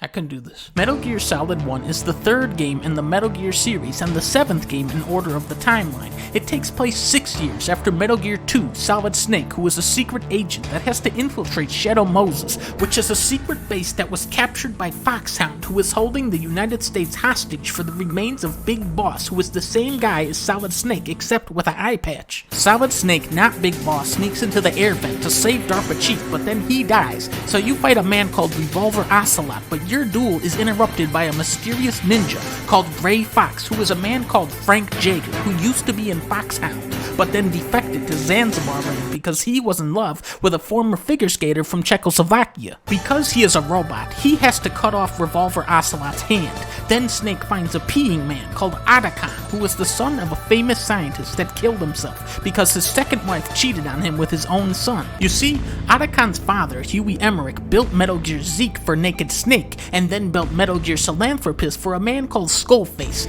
This is why Otacon builds a secret robot called Metal Gear Rex for a man called Liquid Snake, who is a clone of Solid Snake, created from the DNA of Big Boss, who is also known as Naked Snake, who is both of their fathers, and he has an eye patch. Solid Snake is tricked into activating Metal Gear because Campbell thought that Miller was not Liquid Snake, but he actually was. But turns out Revolver Ocelot was actually a double agent the entire time and was secretly working for the third Snake brother called Solidus Snake, who is also the President of the United States and has a Dr. Octopus suit with flamethrowers on it, and he has an eye patch. Are you following me so far? Next we have Metal Gear Solid 2. This is where things start to get a little confusing. 2 years after Shadow Moses, Solid Snake jumps onto a boat where he is confronted by Revolver Ocelot, and it turns out he is now possessed by the spirit of Liquid Snake because he grafted Liquid's arm onto his body. So now Ocelot is voice acted by the voice actor for Liquid Snake, and he blows up the entire boat and steals an all-new robot called Metal Gear Ray. Then, 2 years later, the new president is taken hostage by the old president, so the colonel sends in Snake, who is actually Raiden, who is a part of Foxhound, but not the old Foxhound, a new version. Turns out, Solid Snake is the leader of the terrorists, but not the real Solid Snake, who is now known as Pliskin. You see, after you rescue the new president, he reveals that the entire democratic process is actually a sham staged by a secret organization called the Patriots, who rule the United States from the shadows. Turns out, Big Shell is actually a facade merely created to conceal a super secret robot fortress hidden beneath it called Arsenal Gear, which houses a powerful AI called GW, which allows the Patriots to censor and control the flow of information. To stop GW, Raiden teams up with Otacon's sister, who is killed by a vampire. After they upload the virus to Arsenal Gear, the Colonel tells Raiden to turn the game off because he was actually an AI construct created by GW the entire time. Raiden then has to fight 25 Metal Gear Rays on foot with a pistol. After the battle, Liquid Ocelot reveals that he was actually a triple agent working for the Patriots all along. Turns out the entire video game of Metal Gear Solid 2 was orchestrated by the Patriots to simulate the events of Metal Gear Solid 1 so that Raiden could get good army training. Ocelot is once again possessed by Liquid Snake, who declares he is now a reverse quadruple agent who will destroy the Patriots and jumps off of a building. Then, for no reason, the AI Colonel contacts Raiden and reveals that GW was only one of many AIs developed by the Patriots. The true purpose of the simulation was to serve as a microcosm of society entering into the digital age. The Patriots were concerned that with the arrival of the internet, humanity would become too fixated on trivial information like overly complicated video game storylines. Then we have Metal Gear Solid 3, which is set 41 years before Metal Gear Solid 1. Big Boss is betrayed by the boss, who is a different person, but he doesn't know that she was only pretending to defect to Russia because the United States told her to do that so she could be a scapegoat for the Cold War. After being thrown off of a bridge, Naked Snake is tasked with destroying an early Metal Gear prototype called Shagohod and eliminating Colonel Volgin, who has lightning powers, and eliminating the boss, who he is in love with, and he has to steal a secret microfilm that is worth $100 billion. He teams up with a woman called Eva, also known as Tatiana, also known as Matka Pluku, also known as Big Mama, who is Solid Snake's mother, who in a shocking twist is actually revealed to be a double agent working for China, and she steals the microfilm, but it was a fake. Then, in Metal Gear Solid 5, you play as Venom Snake. Metal Gear Solid 4, the real Colonel brings Solid Snake out of retirement for the 4th time, even though he is now 200 years old. His mission is to stop Liquid Ocelot once and for all. The only problem is Metal Gears have now merged with the technology of a cow, so he has to meet Drebin, who has a little monkey. Drebin injects Snake with nanomachines so that he can shoot guns, and learns that Liquid's new plan is to use Big Boss's biometric data as a key to take sole command of the Patriots' firearms control system. The vampire working for Liquid then throws Big Boss's comatose body into a fire because he forgot what the storyline was. Then everybody goes back to Shadow Moses, where Liquid reveals his new battleship called Outer Heaven, which is the name of the secret base where Solid Snake blew up Big Boss with a rocket launcher 19 years ago. Snake sneaks into the core of Outer Heaven, which is actually a modified version of Arsenal gear, and installs a secret virus that disables the entire AI network perpetrated by the Patriots, thus deactivating all weapons in the entire world. But turns out, this was actually all a part of Revolver Ocelot's plan the entire time. You see, he was never actually possessed by Liquid Snake. He merely used hypnotherapy to make himself think that he was. His true goal all along was to achieve world peace, but also he wants to fight Solid Snake in a brawl to the death. You see, Big Boss was actually Revolver Ocelot's greatest friend and idol, even though he killed his mom. During their fight, Ocelot is exposed to the Fox-Die virus, which kills him because it was injected into Snake by Drebin, even though he should have been exposed to it earlier in the game and died, but they forgot. And that is the entire storyline of Metal Gear Solid. Then, in a surprise cutscene, it is revealed by Big Boss, who is still alive, that every single event in the entire series was fake and staged by the Shadow Patriots. You see, turns out, Eeyore